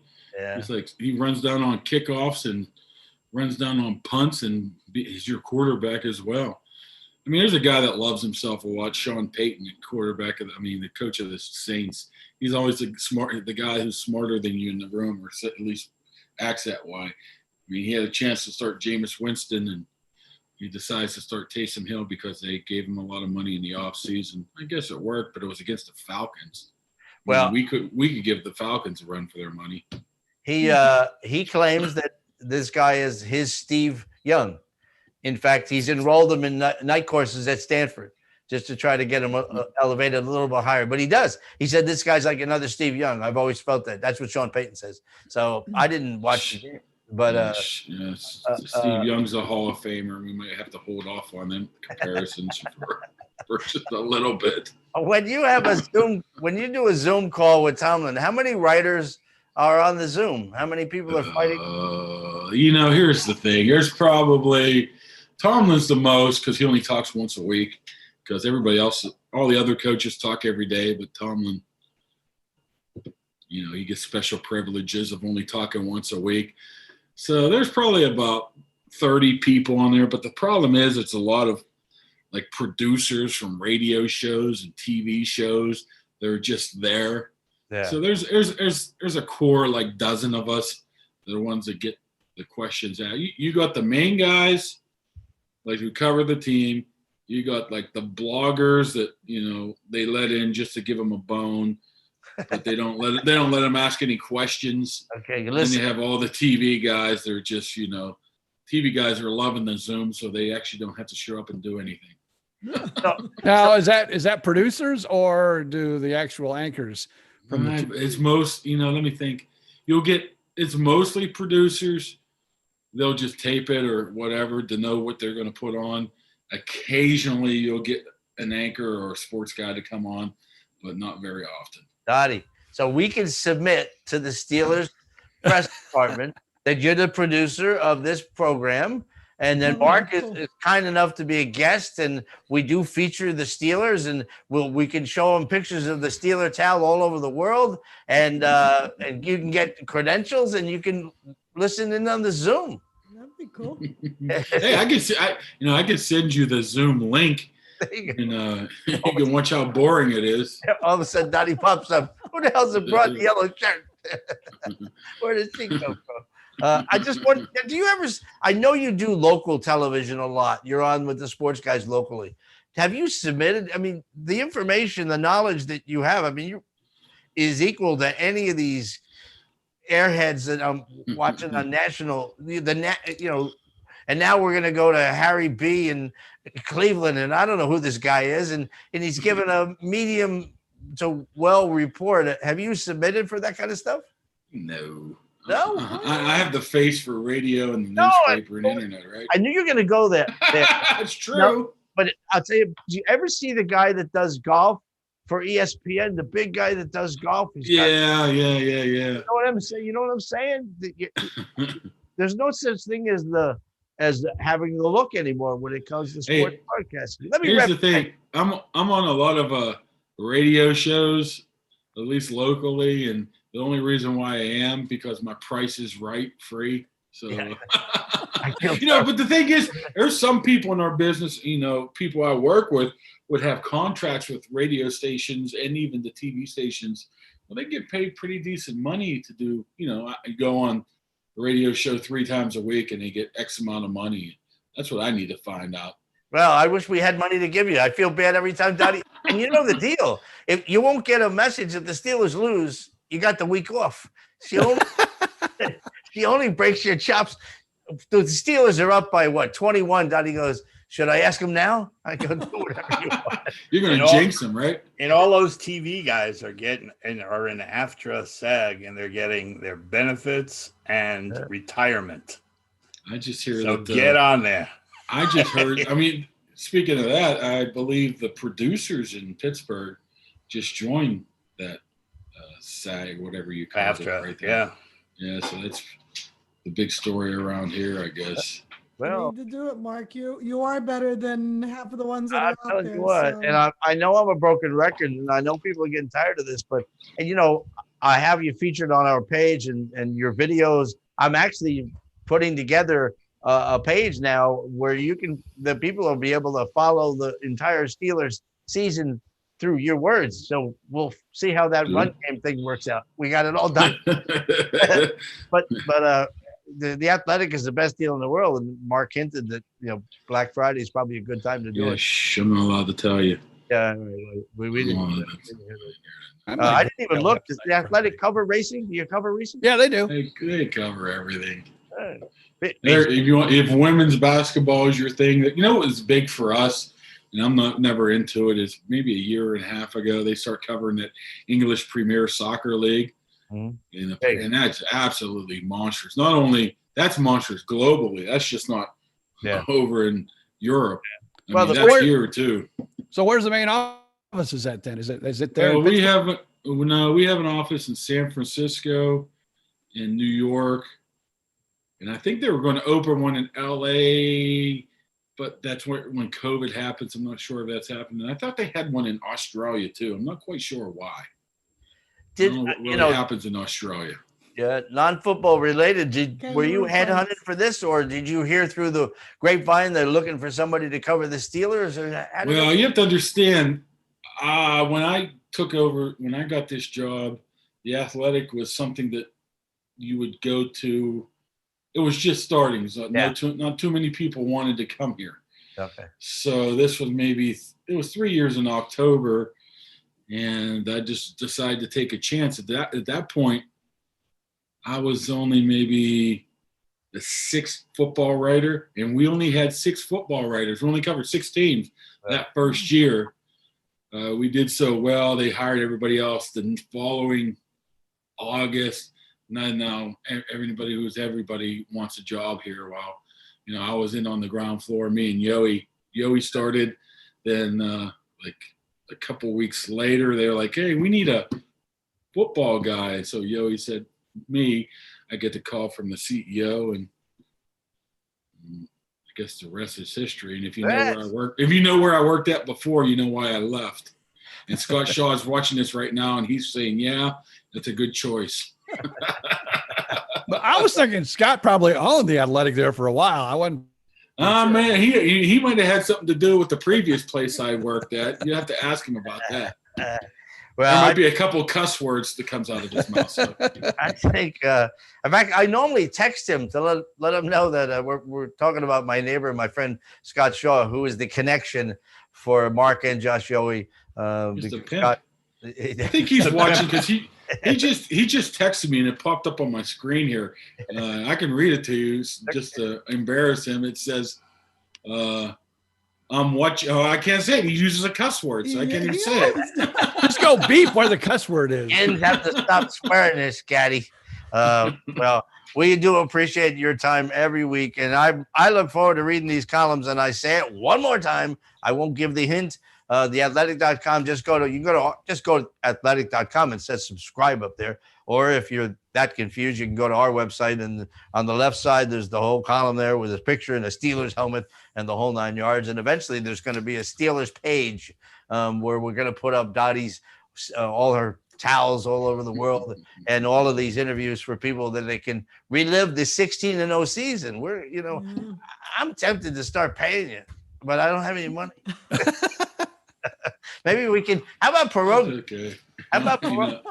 You like pierogi? Those are very readily available around here. Maybe I should be sending those to you. Not Dottie's pierogies, not my wife's. Oh, well, hey. no, that. We call those around here. We call those either. We call them like church lady pierogies. That's what they are. You just go to the church and they have a big vat of them and. Yep. Great. All right. You have a great Thanksgiving. Thank you. All right, you guys All too. right, All right, take All care. right, thanks, man. We'll see you later, Mark. Thank you. You're very generous. We appreciate it. That's great. Good stuff. I don't know if anybody enjoys that. I do. Are And you I'm gonna not do even. the turkey drop? Well, we have our guest is in the room, and we have to do birthdays. How long is the turkey drop? 3 minutes. Do you want to see it? It's not that good, really. What do you think of it? It's all right. Do Bye, birthdays. Yankee Let's again. go to the desk. Yeah, let's do that. Because I watched it and I thought, you know what? I thought everybody's going to be tired today. We'd have to fill. I thought we need filler. And then So you're that's gonna the have only to reason I had get it pulled ready. off by doing it anyway, right? They'll pull it off the internet anyway, right? Probably. Sons of bitches. Dottie, I'm just calling. Dottie. Wish you. Elvis is in the building, everybody. Our birthdays are brought to you by The Snoot Factory, www.thesnootfactory.com for all the latest in pooch fashions. Our first birthday wish goes out to Christopher Kostavny, my best girlfriend's oldest son. Happy birthday, Christopher. Barbara Kennedy as well, a former, still a cruiser, but I sailed with her many, many, many times on Norwegian Cruise Line. Gary Simonetta from McKeesport, Pennsylvania, celebrating his birthday. If you need any auto body work done, go to Gary or Lucci's. Yeah, you better watch out there. Yeah, my Yeah. nephew, What are you doing? my What are you niece's doing? husband. Yeah, also, there's two sides of the city. And Scott Vogel from California. Happy birthday to you, Scott. Carrie Sue and Ricardo Vega celebrating 20 years of marriage today. So happy anniversary. And tomorrow's birthdays on Thanksgiving, we have Sally Say Wiggins and also Sarah Biederbost from Austria. Happy birthday from all of us and Janet the Snoot Factory, www.thesnootfactory.com for all the latest in pooch fashions and fabulous facial masks. Back to you, Tom. Sarah Biederbost. If you ever had your Biederbost, it can be very painful. I'll tell you that right now. All right, let's throw this in here.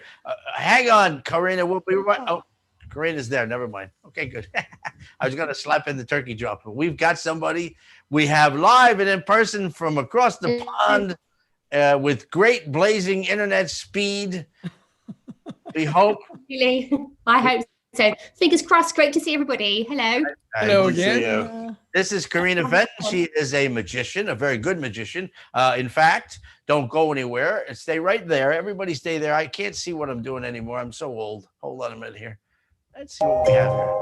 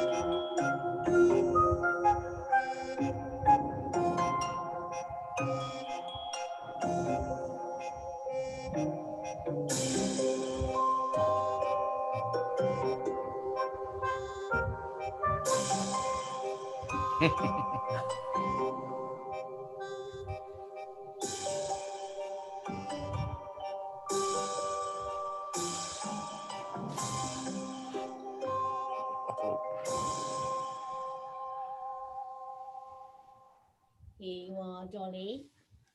All that today. That was really well done. That's really, great. really well done. I like performing that. It's lots of fun. Every time I see magic like that, I go, "That's pretty incredible." And that wasn't through the use of video. That was recorded just as we see it. Correct? Yeah, absolutely. Just recorded right here where I am now, my little parlor of paranormality, which is where I spend my days at the moment, practicing magic and researching. So yeah. That is really well done. By By the way, I will let you know that that's the third time I saw it and it fooled me again. Oh, really? Yeah. Yeah. And we are talking to That's Karina cool. Fenton, who is a magician and a mind reader and also a seance presenter. What was that effect we just saw? What is it called? I call it Hey Doll, which is just my affectionate name for it. Yeah. And did that begin because you found a doll with a broken head?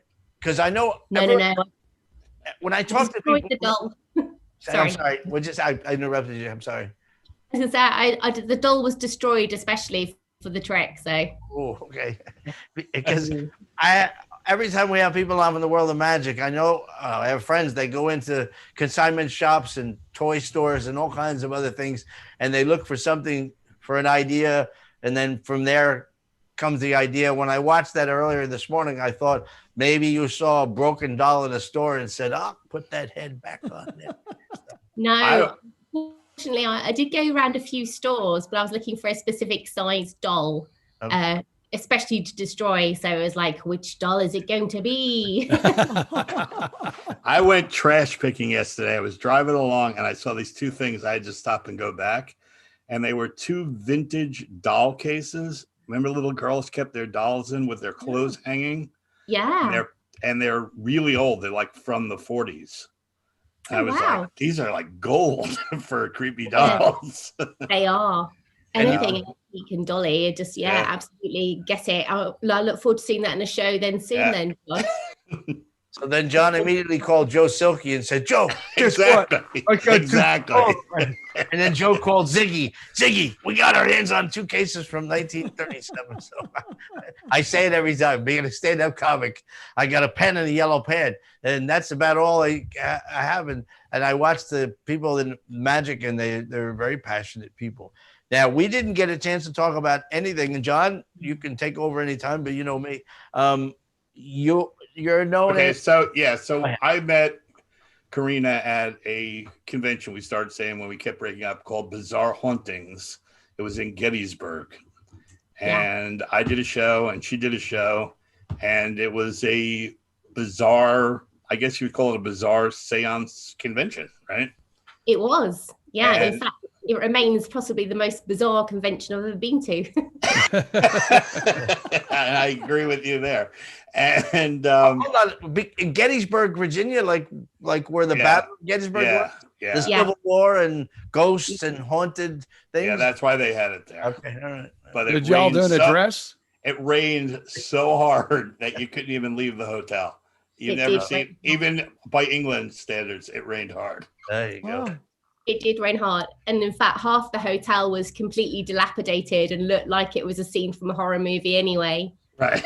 Really? It wasn't like a Marriott Convention Center? No, it was some crappy hotel. It was like we were in the middle of a horror film. It was just so weird. There was no coffee to be had anywhere. I mean, you know, we can be quite backwards in England here.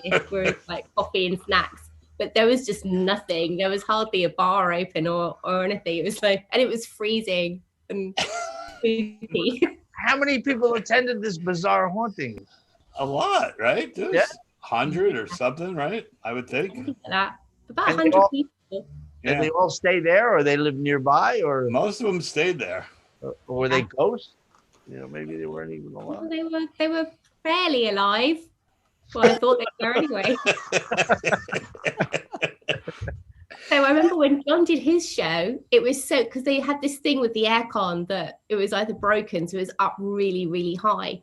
So when John did his seance show, you could actually, I was sitting there frozen, and you could actually see your breath, which just added to the ambiance of the whole thing. I forgot about that. Well, I'm sure glad you guys grabbed those good gigs. Absolutely, yeah.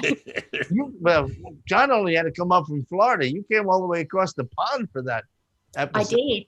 I did. It was one of the first conventions I was booked for, actually, and I was just really. It was, you know, it was terrific. It was a fantastic convention. The cold and the no coffee and the no booze aside, but it was absolutely amazing. But we had such fun. And the first night we went to go to this seance thing where. It was like apparently some entertainer was late. The guy couldn't find his stuff. It was running the convention. And we literally sat around a table holding hands in the pitch black. And about 10 minutes in, we heard 3 taps behind him. And that was the whole thing. It was like, oh, someone made contact. Okay. Yeah. Okay. We're all looking. We'll go back to bed. We're all looking at each other like, that's it? That's it. That was it. But luckily the spirits came through. It was wonderful. For those people that we might be talking in tongues right now, but John and Karina are both seance performers, and of course, part of that is, in fact, recreating, reaching out to the other side of the earth or world or whatever. But it usually involves more than 3 taps on the table. It does. It's a little more involved than that.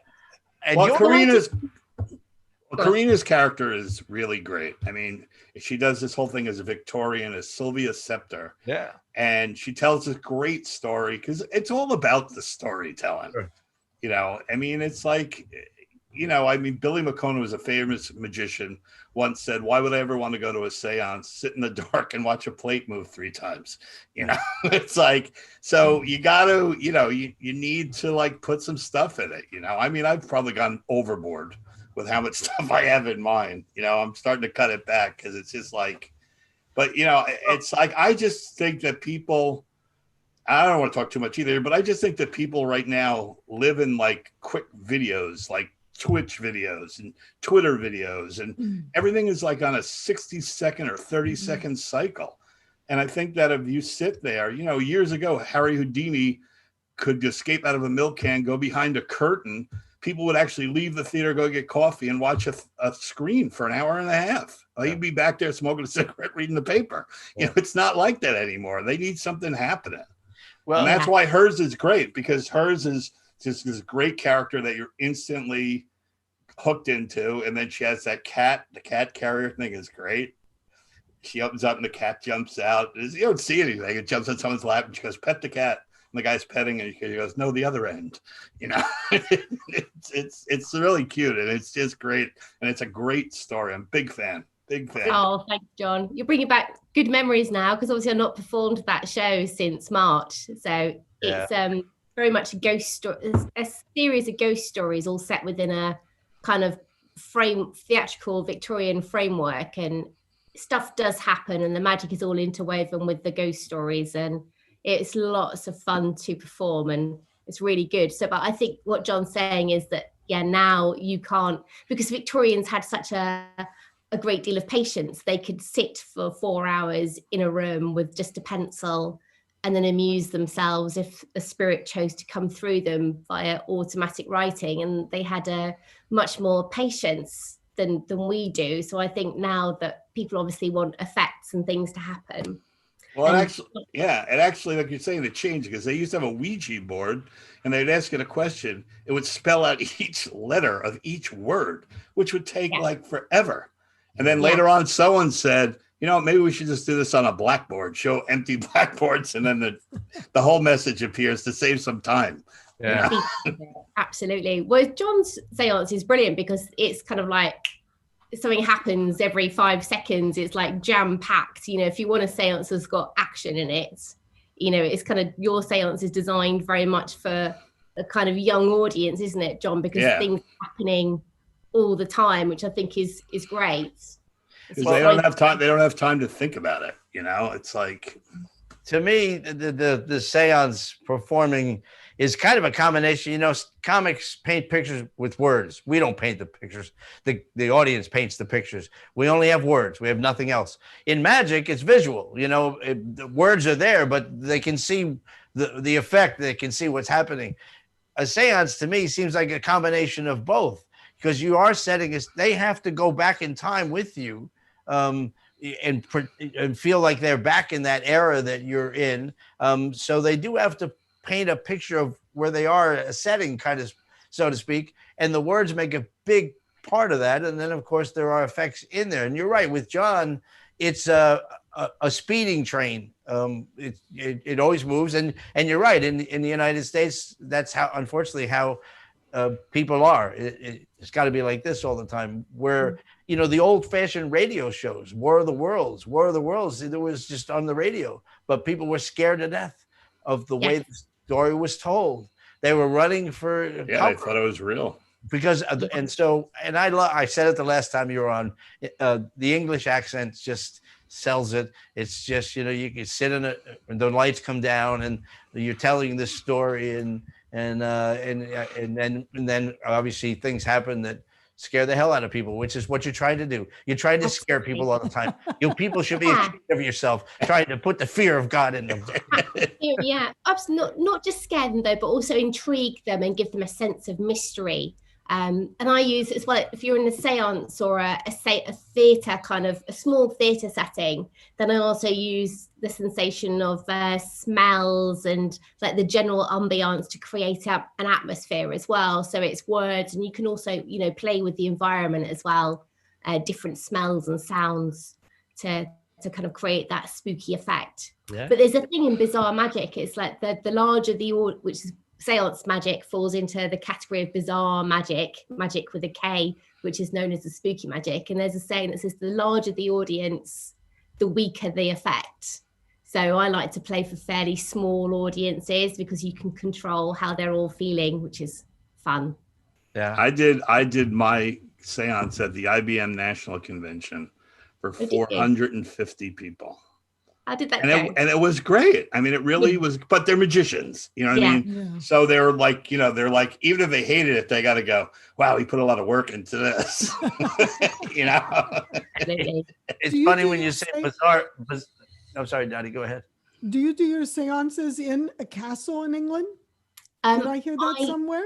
Yeah, I used to have a job in a castle, Warwick Castle in the UK, and I designed a seance walkthrough scare attraction for them.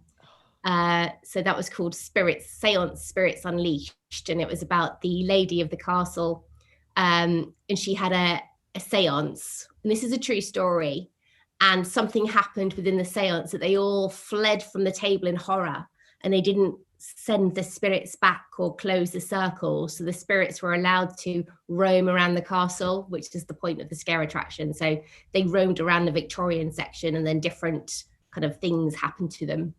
So people, scared them. So yes, I did that for a while. I don't currently work in a castle, although I'd like to. I got a perfect setting for that. Yeah. I've got a strange question because I know you're doing a theatrical seance. Now, have you ever, I guess, I don't want to say the word real because yours is real too, but like a seance where they're really trying to bring the spirits from beyond?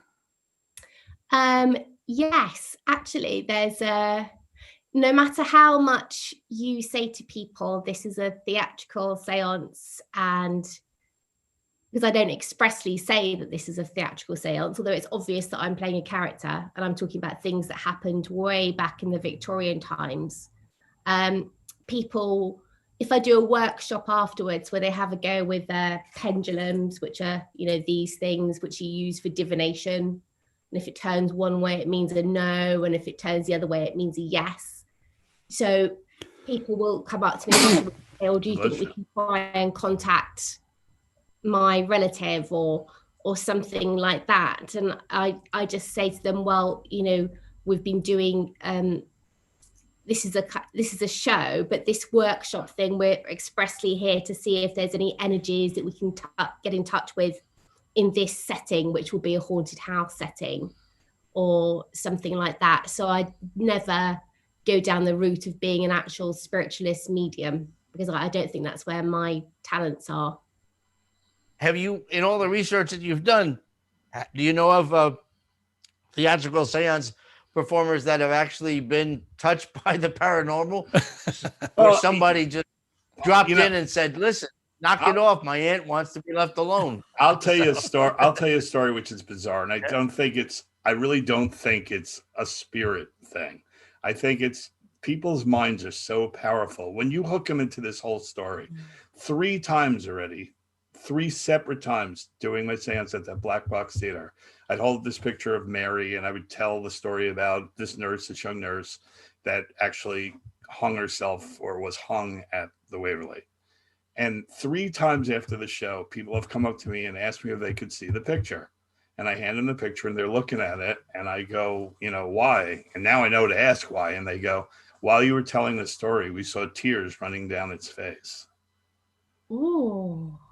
Which is really, so it's just, I don't know. They're so into the story. They imagine it, but the fact that it happened 3 times is weird.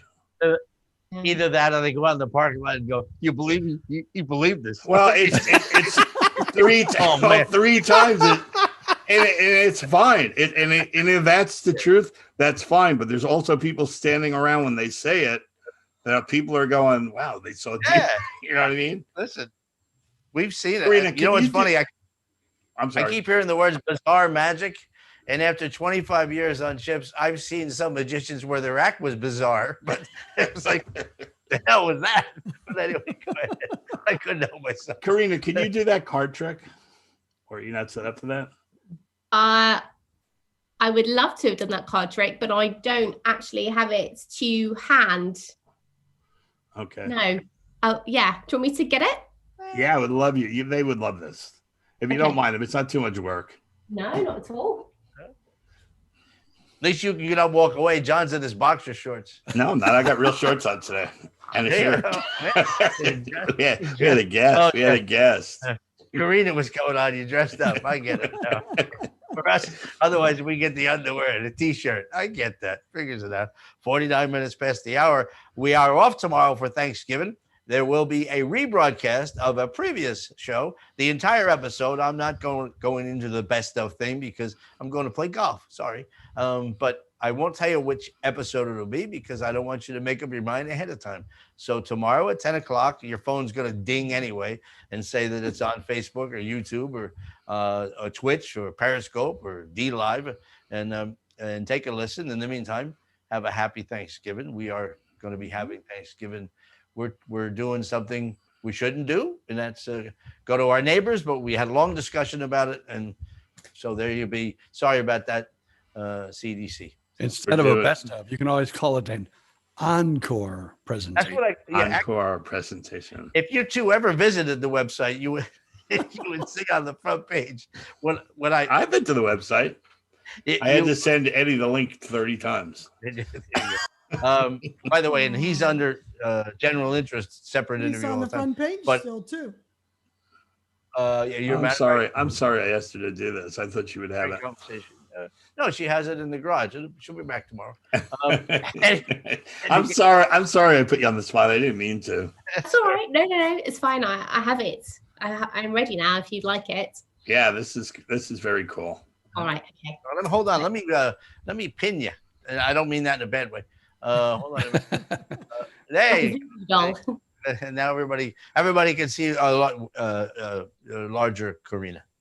Okay, right. So a superstitious. I think I might have to stand up for this. Actually, no. I think I'll have to sit down. There we go. Otherwise, you won't be able to see me. Right, here I am. So a superstitious lady once invited several of her lively, red-blooded friends for supper. As the group assembled, she counted the number of people present. On her right side, there were 1, 2, 3, 4, 5, 6. She was number 7. And on her left, 8, 9, 10, 11, 12, 13 people for dinner. Well, that would never do. Being superstitious, she knew that 13 people for dinner was really unlucky. So she asked one of her equally superstitious friends to leave, which, under the circumstances, they were only too happy to do. Relieved, but still concerned, she counted the number of people again. On her right, there were 1, 2, 3, 4, 5, 6. She was number 7. And on her left, 8, 9, 10, 11, 12, 13 people for dinner. Strange.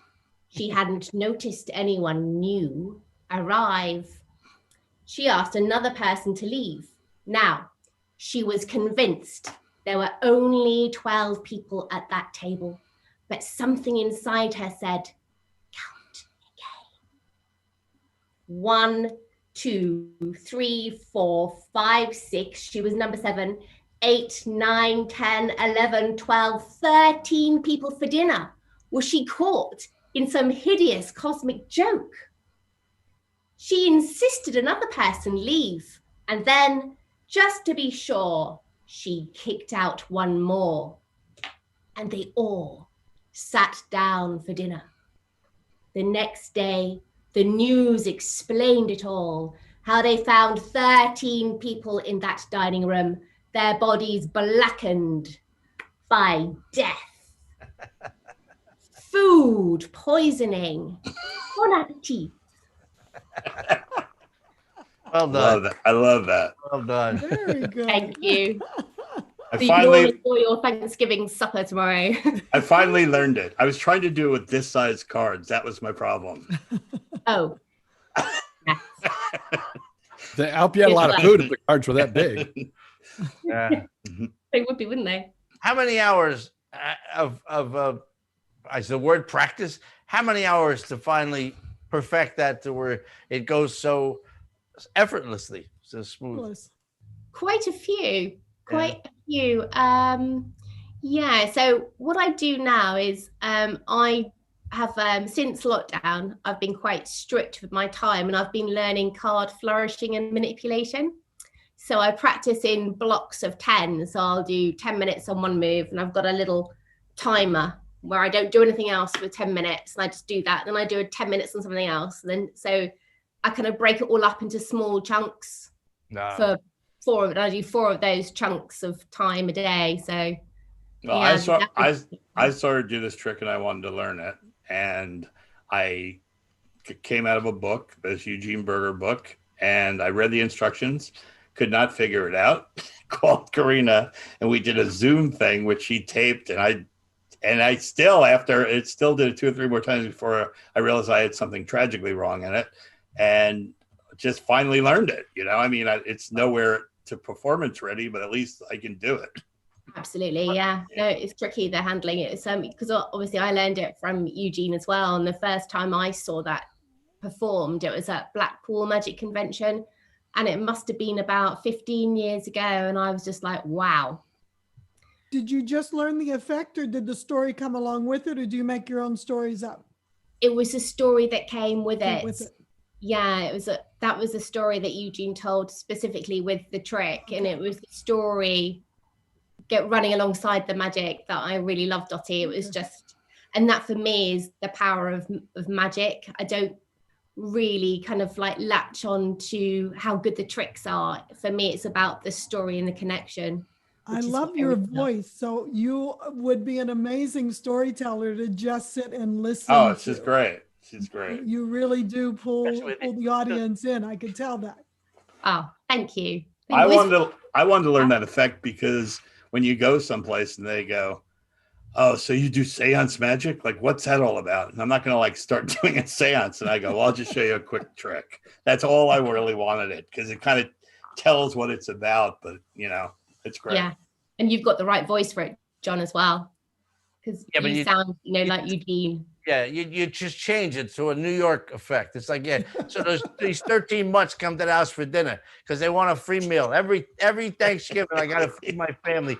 13 of these morons come to the house, and I realize 13 is a bad number. And then you just twist it from that lovely English accent. So I had the intruder whacked. Yeah. So this guy, he's dead. How'd you throw that one? This one's dead. And then you'll turn the cards around and go, hey, and they're all dead. My wife's cooking sucks. That would That's great. You can theme it, couldn't you, according to the season? So yeah, that'd be good. I think the last time I performed it was for a Halloween festival. So I I changed it for kind of like a Halloween theme and everything. So yeah. So this Eugene Berger, did he actually create that effect, or is that one that's been around for 200 years, 300 years? And I think Max Maven actually created it, and then Eugene Berger perfected it. I think that's what the story in the book says, Yeah. So the actual trick itself has been around for a while, hasn't it? Yeah. Yeah. And then I think Eugene put the story to it. Yeah. Yeah. Yeah. Can anyone buy these books, or do you have to be a magician, card-carrying magician to get them? You can buy the books, but they wouldn't make a lot of sense to you. No. I mean, it's like I had the book and I had to call Karina. Yeah. They can be like that. Yeah, no, they're brilliant books to read. Books by Eugene and Bob Neal and Jeff McBride are fantastic books, and bizarre magic, and yeah, it's really interesting. So I actually have a show on the 30th of December called virtual show. And Between. What? Sorry. Is it a virtual show? It is a virtual show. Yeah, I saw it. So you can go to my Facebook page, which is Sylvia Septre, SEPTRE, and details are coming on there. It's going to be bizarre magic and storytelling with a theme of the season. So yeah, just let you know. I'd love to invite you all to come and see it. Well, and we will put it up on our website, and we, again, and John puts it up. He has 500 magicians wanting to be John Ferrantino. They all want to be from New York and have a daughter that's successful. I want to be John Ferrantino. No, There's only one John Ferrantino. Yeah, no, there's Michael Finney too. Michael Finney, yeah. Yeah, any one of them. His doppelganger. Is that what they call that one? They don't even look alike, but only in the world of magic.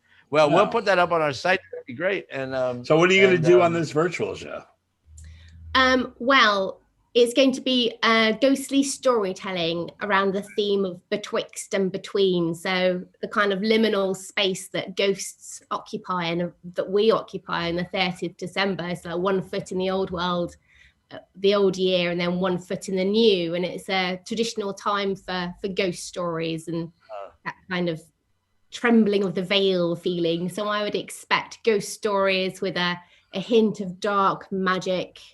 And I will try and make it spooky and atmospheric as possible through the ether by inviting the audience to sit and watch the show with their lights out, lit only by one candle. So through the ether. I like that word. I didn't realize that's what we do every day. We entertain people through the ether. Yes, absolutely. We still have ether cables, Ethernet cables, don't we? Sure. I never, we just call them a bunch of wires. That's the difference. That's the difference between England and the United States. Through the ether. So much better than I got 3 wires hanging around here. Yeah. You tell them about your studies that you're doing. So I'm studying for an MA by research in magic and mesmerism, or gender issues within spiritualism, and how that's impacted modern magic. So I'm tracing back the early spiritualists, sorry, I can't even speak now. But the early spiritualists, and having a look at the methods they used and seeing where a lot of the origins of definitely bizarre magic and mental mind reading magic may have sprung from, and whether there's a kind of more female tradition of magic and storytelling that arose from those mediums of yesteryear, which is very interesting. Well, the palm readers and the fortune tellers, and is that same kind of idea, or the people that would have a revival and could touch you and know about Uncle Lou? Oh, I'm looking not so much at fortune tellers and palm readers, but definitely the ladies that would sit in their parlors for ages doing automatic writing and table tipping and manifesting spirits. So I'm looking specifically at Mina Crandon of Boston and Helen Duncan in the UK and some other spiritualists as well. So, and what was it called when you did it? Was it Sex and the Seance? Sex and the Seance. Yeah, a mini lecture, actually, not a mini lecture. It's a lecture called Sex and the Seance, which looks at gender and kind of sexual activity within the seance room and how this went on to affect modern magic. So you could make that an adult show. Yeah. I was just thinking, if you did a seance about Lady Di, you would probably go viral pretty quick. But that, that's got a little sizzle to it, I guess, the word we would use, It has got a sizzle to it, and I definitely would not do a seance for Lady Di because I just feel that would be so. That's kind of like touching that's not really. Well, I don't know how to phrase it. That to me sounds unethical to do that. It would be like doing a seance trying to contact John F. Kennedy. Yeah. Sensationalism. Yeah. it's something that Rupert Murdoch would have hired you for. So, it's like tabloid. I meant it as a joke. I wouldn't think you would ever do that. So No. I know. Yeah. No, I tend to stick to spiritualists because I think if anyone would like to come back and make contact, it would be the actual people that said that they could make contact. So it kind of feels like a very kind of safe domain. Yeah. Well, I'm going to manifest some spirits later on today because we're off tomorrow. So I'll be manifesting some spirits. I'll be rum. I'll start with rum and then I'll go to Zambuca after that. That's my plan. Oh, will you? Yeah. They don't have Thanksgiving in England. No. We don't. They just thank God. They thank God that it's the day we all left. Yeah, exactly. You're just saying, the day of Thanksgiving. Goodness, we separated from the UK. We're like, oh, thank goodness they've gone. Talk about them now. Yeah. The worst cousin we've ever had. Oh. Well, we will certainly promote that virtual show on the 30th and love to see it. And well, I shall definitely send you some invites for the show. Obviously, it'd be great to have you all on to come and see it in action. So, so I need to. What time are you going to do that show? Well, I haven't formulated fully the whole idea for it yet, but I'm planning on 8 p.m. on the 30th of December. Yeah. So I'll announce it soon. So keep your eyes peeled, as they say. 8 p.m. your time or our time? Oh, 8 p.m. my time. Right. So it's 3 p.m. our time. Yes, which might be okay for you. On the 30th of December, it's a Friday. I've got no idea what day it is. The days are just blending into one another here. So it is a Wednesday. Oh, there we go. Thank you, Dottie. Yeah. That's why you're a producer. Yeah. She keeps an eye on all of us. That's for sure. Well, not an easy time. I'm sorry I put you in that spot of going to grab the cards. No, it was a great effect. No, it was a great illusion. I loved it. I'm very happy to do it. There's nothing like a bit of on the spot magic, John. You know that. Well, I thought we talked about it the other day, and then I said, "Well, you could do that on the show," and you said, "Okay." So I thought you had it. That's why I didn't. I have no recollection of that. I need Docky in my ear going, "You said you'd do this, did I?" Yeah, we did one of those. And I was going to remind you, except I was a little preoccupied the last couple of days. Yeah. So I feel good today. Yeah. John and his kidney stone. That's all we've heard about, John. Oh, we haven't heard about it at all, you liar. No, we haven't. It's one ailment after another around here. I'll tell you this. No. Well, I hope that the worst is past. Yeah. If it's going around the squares, you're next, Tom. Yeah, I haven't been sick in a while. Maybe it's my turn. I check my temperature every hour, so we'll see how that goes. Well, we thank you so much for taking the time. What time is it there now? It's 5 o'clock or 6? 5 o'clock. 10 past 6. 10 past 5, rather. 10 past 5. So it's already past tea time. Well, it is part. It's all right. We can postpone tea here. I can take tea now. How about green tea? Yeah, BJ's on a green tea, that kind of a thing. Please let us know exactly what the find the right button, Tommy. What the time and things for your virtual performance, and we'd love to promote it. And John certainly has a when you get it all set, just text me or whatever. All right, then we'll make sure it's on there. Absolutely. Thank you so much for inviting me on your show. I've had a lovely time. Thanks for coming back. Thank you. And your internet was magical. Yes, it was blazing. A bit of blazing internet it was. It was really fast. It was very fast. And the effect was wonderful. And we will see everybody on Friday. We're taking tomorrow off to celebrate our Thanksgiving. The British people will be celebrating the fact we left their country and that bloody Americans are over on the other side of the water. We'll see you Friday for the Friday Free For All. Have a great day. Thank you, Karina. It was great. Thanks, Karina. Thank you so much. Thank you. Bye. Thank you. Bye. Thanks. See ya. Again.